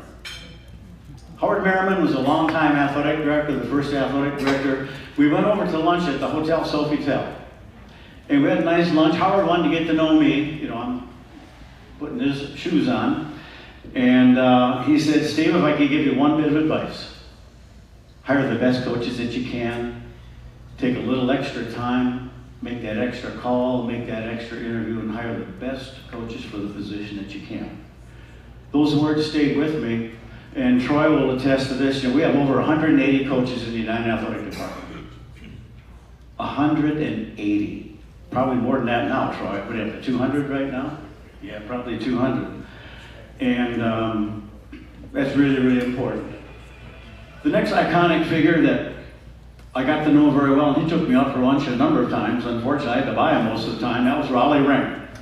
Raleigh, longtime principal. Everybody knows Raleigh. All of our former coaches here, a lot of the our athletes here knew Raleigh. And just a real special guy. But that's a part of that family fabric that John has built on. Art Downey, Ike, Howard, Raleigh. What a tremendous privilege to be a part of this family. It's just unbelievable. Yes, we all do bleed green and white. And there's one other individual that's been a big part of the family for 27 years, and I'm very honored to say that I hired him. He's been the glue to the entire athletic department over the years, and that's Mr. Steve Cheetah. Steve is right here.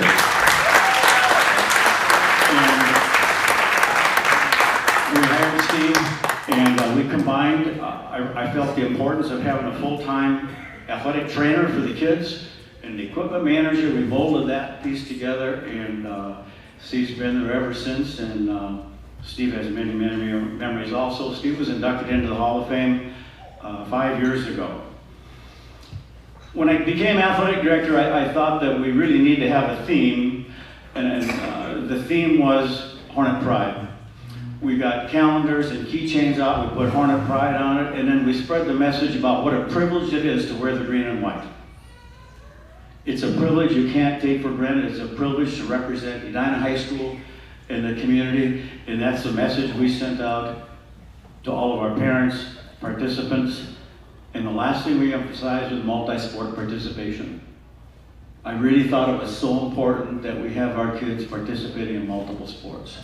Really a hard challenge, and today I know it's much more of a challenge, but I still think it's so good to have kids be involved in a variety of activities.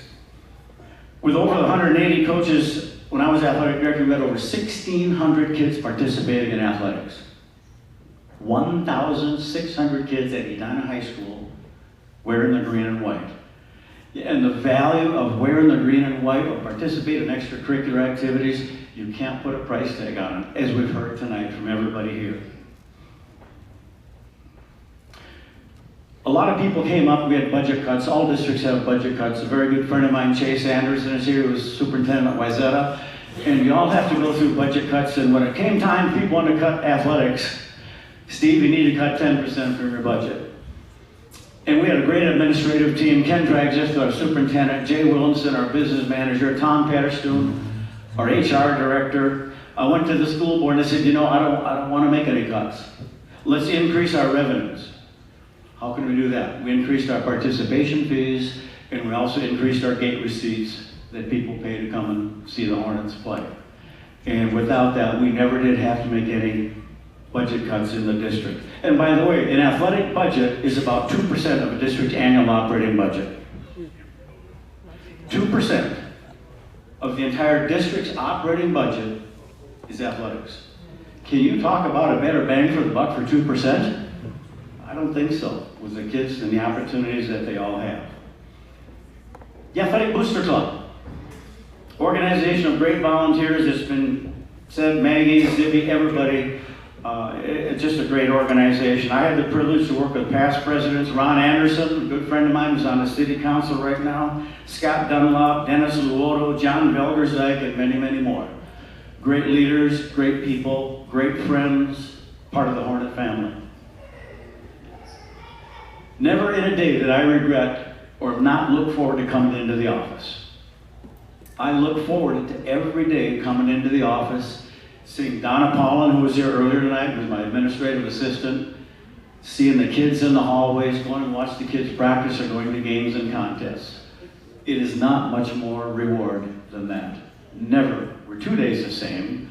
Granted, there was a lot of unsolicited free advice along the way. I don't need to expound on that, but it was all good. And the biggest memory, of course, is working with the great group of people. I've just got 3 special things I want to share with you, memories. One was a 1997 state hockey championship. We made a makeup game with Duluth East. Mike Randolph, the head coach of Duluth East, we had to cancel the game earlier in the year because of a snowstorm. And Mike wanted to come down to Braemar on a Thursday night, a week before the state tournament, 2 weeks before the state tournament, section tournament, I'm sorry. Mike said, it's a school night, don't you want to get back and get the kids back? No, we do this all the time. We're used to going everywhere. All right, come on down to Braemar. The Duluth East Greyhounds came down to Braemar and beat us 7-2. Kicked our butts. Bart was our coach. Anyway, long story short, we get to the state tournament. Guess who we see in the state championship? Duluth East. Jeff Hall was in goal. We beat Duluth East 1-0. After the game at the St. Paul Civic Center, Bart was on the ice. Everybody had gone. Kids were on the bus. Bart was standing out on the ice. I went out and talked to him. Center ice on the blue line, just Bart and I, reflecting on the season and what happened. Very, very moving experience, an outstanding memory for me as athletic director to be there, to be a part of that. The second most memorable experience, and there's a lot of them, Dave Jensen, Bill Garner, our head boys soccer coaches, won 3 state championships in a row. 99, 2000, 2001. State championship 2001, we're playing Minnetonka. As an athletic director, I go down to the Metrodome. I got to participate in the trophy presentations as athletic director. All of a sudden, the game is tied up. Goes into overtime. Goes into a shootout. I'm down on the bench with the rest of the Hornet soccer players. They're doing a shootout down there. And I see Dave Jensen. The field is out here, and Dave is like this. I said, Dave, aren't you going to watch? He said, Steve, I can't. It's bad luck. So we're going to a shootout in soccer. And anyway, on the last shot, the 5th shot, Dave's still standing here. The crowd roars. I said, Dave, guess what? He said, Steve, yeah, I know. We just won a state championship, 3rd in a row. But Dave would not look at what the activities on the shootout were on the field. I thought that was pretty cool. The last thing I want to share with you is a very memorable event back in 1995. I went to the school board. I said, we need to add girls hockey. That was a very interesting dialogue amongst members of the community, particularly the hockey community. And for goodness sakes, we can't take ice time from the boys. How are we going to pay for it? I went to the school board and did a presentation on what it would cost, how we could pay for it. And one of the school board member questioned, do we really need to do this? And I looked him right in the eye and said, why can't we? Why can't we provide this opportunity for girls? We're a hockey community. It's time to get on the bus. The high school leagues approved it. Let's add girls hockey. We had a girls hockey. We had our first game on November 3rd, 1995. Anybody that came to the game, I made a bunch of hockey pucks with the Hornet logo on one side, and I put an emblem on this side, anybody that came to that first girls hockey game ever in the history of Edina, it said, the tradition starts here. And we gave opportunities for girls. It was our inaugural season home opener. All the fans that attended, I think we had a pretty good crowd that came and saw our first girls hockey game. Absolutely amazing and just really a good feeling. From there we added girls lacrosse, boys lacrosse, Troy, and it goes on and on. Anyway, it's been a great opportunity to see everyone here again tonight. If you ever come down to Pepin, Wisconsin, come on and see us at the Pickle Factory. And again, I do get paid for these inserts, don't I, Mary Ann, right? Okay. Thanks again, and so much to be a privilege to bleed the green and white along with everybody else in this room. Thank you and have a great night.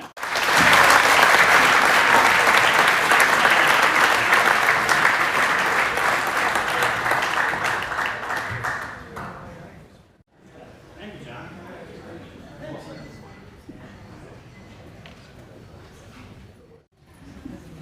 Our next Hall of Famer, you may know him already as Mr. Offense, Mike Sullivan. Mike was on that great Edina West Championship team, 1978. And as Kevin McCoy said, the season started with a 30-12 loss to Minnetonka. And some fans were already beginning to write the team off, but certainly not the players and coaches. And offensively, Mike carried the team. He allowed the Hornets to control the ball.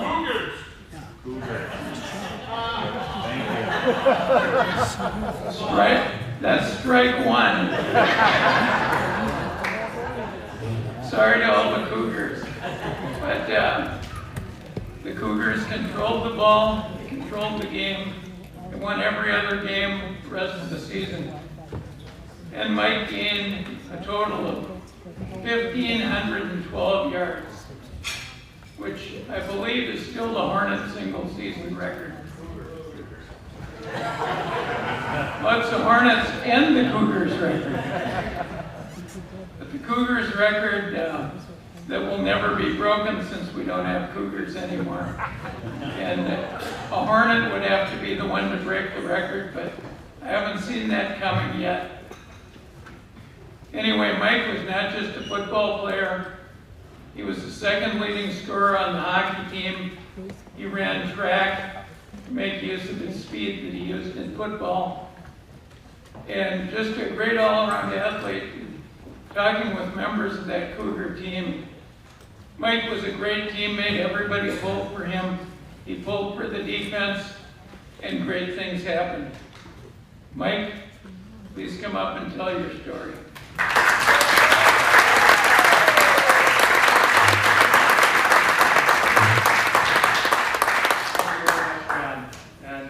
Thank you, Hall of Fame Committee. This is such an honor. I'm honored, I'm humbled, and also it's really been a lot of fun. The way that this works is Maggie and Zibby contact you, and then you kind of get over the whole thing, and then they started asking all these questions. They wanted all this information, and quite frankly, I didn't know the answers. So 38 years ago, I packed up 3 boxes of memorabilia. And this is when I left Minneapolis. And so I found those boxes, and the boxes are deteriorated. I mean, they're a mess. And so I started going through these boxes, and my daughter comes up. She goes, "What are you doing, Dad?" She's 25 years old. And so I tell her what I'm doing. So she sits down to start going through this box with me. And I tell you, other than, what kind of camera took that picture, there was a lot of that stuff. She just had loads and loads of questions, and we stayed up all night going through this box, having lots of fun. And then we get to the last box, and there's a tackle box in there. And I remember that tackle box, and so we open it up, and it's all these love letters. And so she's going, "Oh, Dad, we got to open these things up. This looks like the best stuff ever." And I couldn't let her do that because I wasn't quite sure what was in the love letters. But anyways, it was a very, very special night. And thank you guys for letting me share that moment with my daughter. Strangely enough, it wasn't until a couple of years ago that I was really able to appreciate, what youth sports did for me. And let me tell you that story. So when we were Bantams, we won the state championship. And so a couple of years ago was our 40-year anniversary, and we had a party in Minneapolis. And it was incredible. I mean, first of all, every single player came, and half of them were from out of state. All the coaches that were alive came. The head coach came from California. So just a very, very touching thing. And all the parents, in hockey, you start playing hockey when you're, out of diapers. So these are guys that, I really grew up with. That I knew the parents, I knew the kids. And I sat back and I looked around, and every single person in that room was a very positive person, a very good person, happy people, fathers, had big families. And I said, that's crazy. Statistically, that's impossible. And then I thought about it, and I said, this must be youth hockey. Then as Kevin McCoy mentioned earlier, the football team, they had a 40-year reunion. And it's the same thing, much bigger group. But I looked around and it made me contemplate, what did youth hockey do for me? And it's really quite simple. Youth hockey or youth sports, what it taught me is basically, if you work hard, you're going to succeed. It's just that simple. The other thing it taught me was if you're part of a team and you believe in the team, you're going to succeed. And those two simple things, I think have really helped me become successful in my life. So I'm forever indebted, and it's all those coaches you talk about, it's all those parents that you talk about, that I'm forever indebted. So again, thank you all, and I don't want to be too long because it's so long.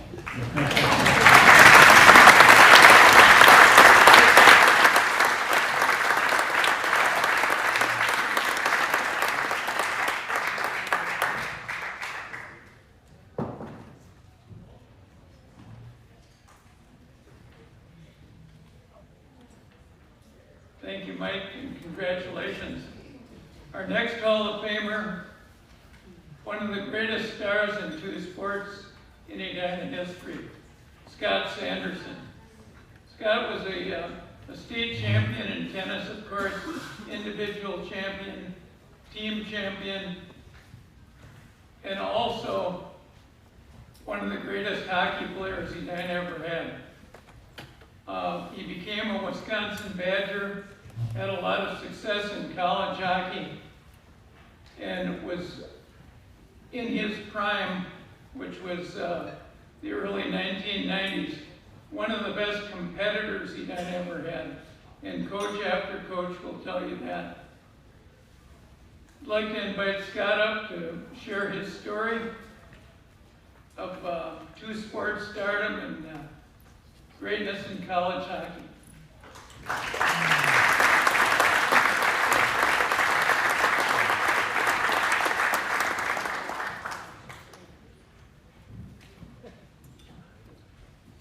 Thank you, John, and good evening. First, I'd like to thank the Edina Athletic Department and the Edina Booster Club for electing me into this prestigious group. I really am humbled and honored. As most of us know, Edina is a special place. I was obviously raised here, and like many of us, I've made the decision to come back and raise my own family here as well. I've got two boys that I'm incredibly proud of, Owen and Ben. Both are here tonight. Owen's a junior and Ben's a sophomore, and both attend Edina High School. Watching them grow up and participate in Edina sports has been an absolute privilege for me. And it's allowed me to reflect on many of the lessons that I've learned through sports. Lessons that I try to teach each of them. I'll list a few.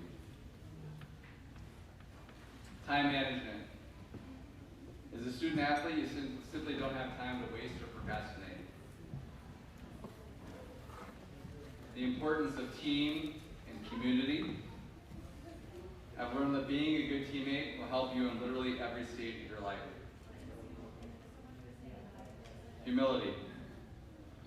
There's always going to be somebody better and smarter than you.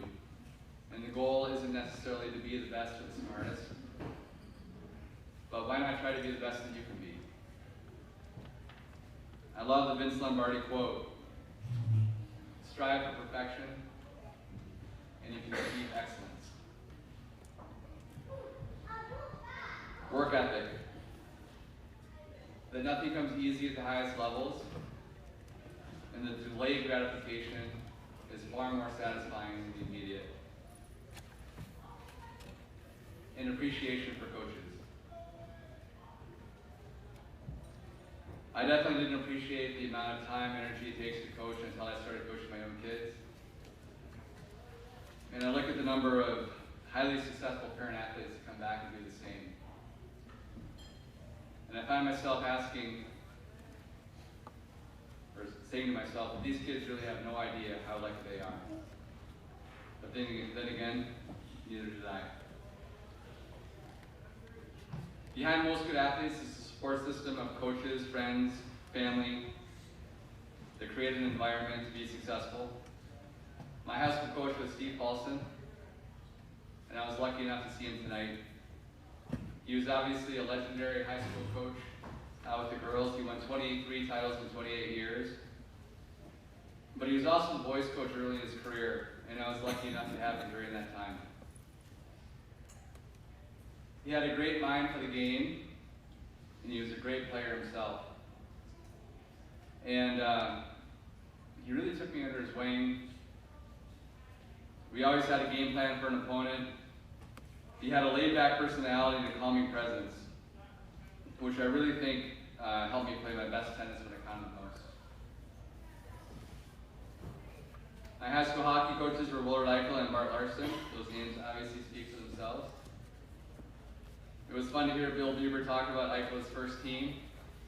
I was on his last in 1991. I have vivid memories of watching him and Coach Larson on TV as a kid. It seemed like every year at the state tournament. And as a kid, I would honestly dream of playing for them. And when I finally got the opportunity, it honestly felt like I was playing for a celebrity. And I certainly knew at that time that I was playing for a legend.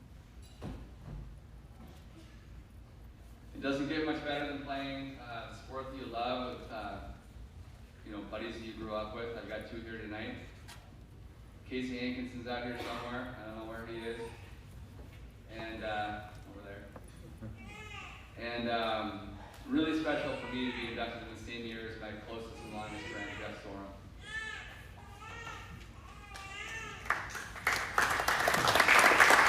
And I believe that when Kelly was in 8th grade, she helped the team win the state title. She's quite well known in swimming circles now too.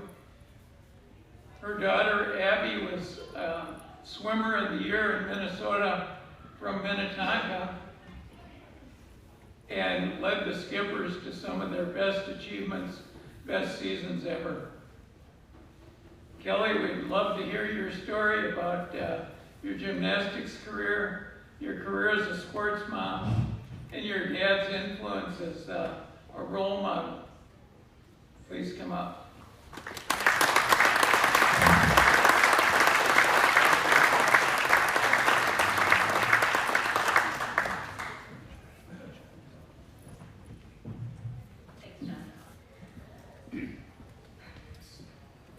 I have been surrounded by incredible athletes all my life.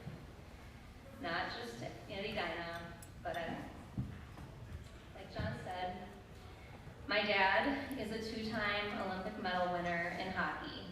He has a silver in 1956. Coach Eichel was his teammate and won the United States' first gold ever in hockey in 1960. My successes in gymnastics pale in comparison to his achievements, but he was the one who supported and pushed me year after year to be the... I would like to start by thanking the Edina Athletic Booster Club and the Edina High School Athletic Department for putting on the banquet, and to the selection committee for the nominations. Congratulations to the other inductees. Sports were a big part of my youth. I wish I could have played them all. When I got to high school, 9th grade, the question became, which sports do I pursue in high school? For my spring sport, I chose golf, and it was an honor and privilege. I played JV as a 9th grader, varsity as a sophomore, junior, and I got to play for my great math teacher, hockey coach, and golf coach in Bart Larson. It's still mind-blowing to me that we got to tee it up right here at Interlochen for our home matches. Needless to say, we had a home winning streak that stretched for years, as many of our opponents had never stepped foot on the grounds. It was a little unusual. We competed fiercely in everything we did. Our moms talk often about how our battles got to the point of us not speaking to each other very often. But I feel fortunate that I had a friend that pushed me like that and to go through these experiences with, and to top it off, we get this honor on the same night, which is pretty cool. I went on to play hockey at Yale University and professionally in Germany, but nothing could top the experience I had playing that jersey that the rest of Minnesota loved to hate. I want to close with a few thank yous. Thank you to the city of Edina and Edina High School. The Edina tradition is one the rest of the state has been trying to emulate for years. There's a tradition of athletic and academic excellence that it's harder to find, but you just kind of feel it. It teaches you to stay focused, work hard, nothing is given to you. You know that all the other teams are doing their best to prepare for you because they so desperately want to beat you. You have to be ready every single night. Thank you to my coaches, Bart Larson, Jim Luther, Phil Fenunger, Bob O'Connor, and the legendary Willard Eichel. All taught me the discipline it takes to play a sport at a high level, and most importantly, how to be humble and gracious in victory and defeat. Watching Coach Eichel's teams and hearing the stories from my dad, uncles, and grandpa, you can be sure that I was in awe of Coach Eich. And I still vividly remember my 9th grade year after practice one day, slow lap around the rink, where Coach Eichel told me I'd be suiting up for my first varsity game the next day.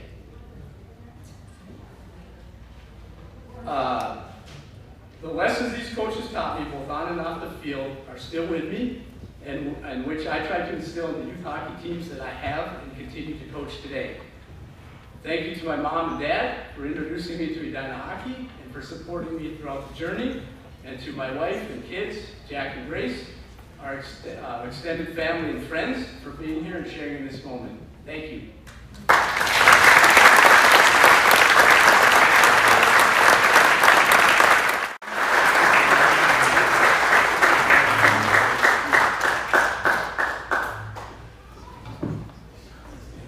We're almost to the end of our night.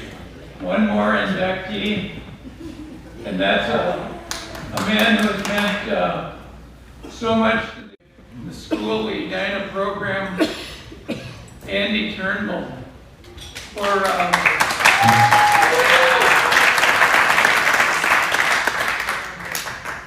For 27 years now, Andy has coached the Nordic skiers at Edina. Coaches the boys, coaches the girls, works with up to 200 athletes a year. And the math on that is he's coached a lot of athletes, thousands of athletes. And everyone swears by what Andy does in the program. He's a master waxer. He knows how to motivate the kids. He makes it fun. And he's got skiers of all different abilities. It's not just the superstars, the 7 or the 10 who are picked out to race in the meet. It's every skier that's important to Coach Turnbull. And I think that's an amazing part of a lot of the coaches we have in Edina who feel that way. And this man lives it every day.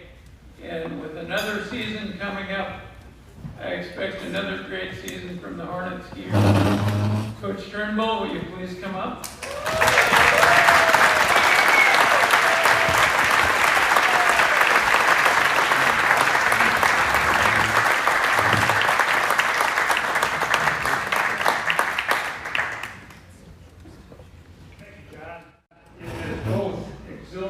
and humbling to be here tonight.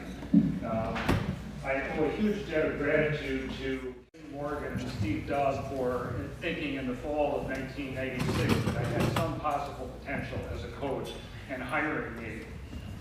I put on my skis that first day after signing my contract, walked down to the athletic field and started skiing. I thought, this is a piece of cake. The next year, it was brutally cold and incredibly snowless. We weren't on snow until January. And I think that was the year I developed my first case of Art Downey envy. Because not only is Art an extraordinary coach, he has coaching skills I'll never have. It's always 78 degrees in the aquatic center, and he never has to wait for it to rain to fill his swimming pool. With the exception of a sabbatical year spent helping out a team whose head coach didn't ski, I've been at Edina ever since that time. There's a lot of people that I need to thank. I didn't get here by myself. We've had many great captains, Betsy Maspis Johnson, who was honored here tonight, and a lot of great captains' parents. We rightly celebrate multi-sport athletes, but we should also celebrate multi-athlete parents, and especially multi-captain parents. Dan and Mary Burnson, who had kids on the team and were parent volunteers for, I believe, 12 years, might have been longer than that. Liz Ellenberger, who was our communications director for years and years, and was very quick with a witty email. Ann McFeeters, who bought our snowmobile back in 1998 that we're still using today to bring the Hornet to Ito. It's pretty amazing. I started as an assistant coach, and I've had the good fortune to have many, many good assistants work for me. A lot of them have come to the program because they've had kids in the program. Ann Heinrich, Tara Wagner, Craig Jarvin.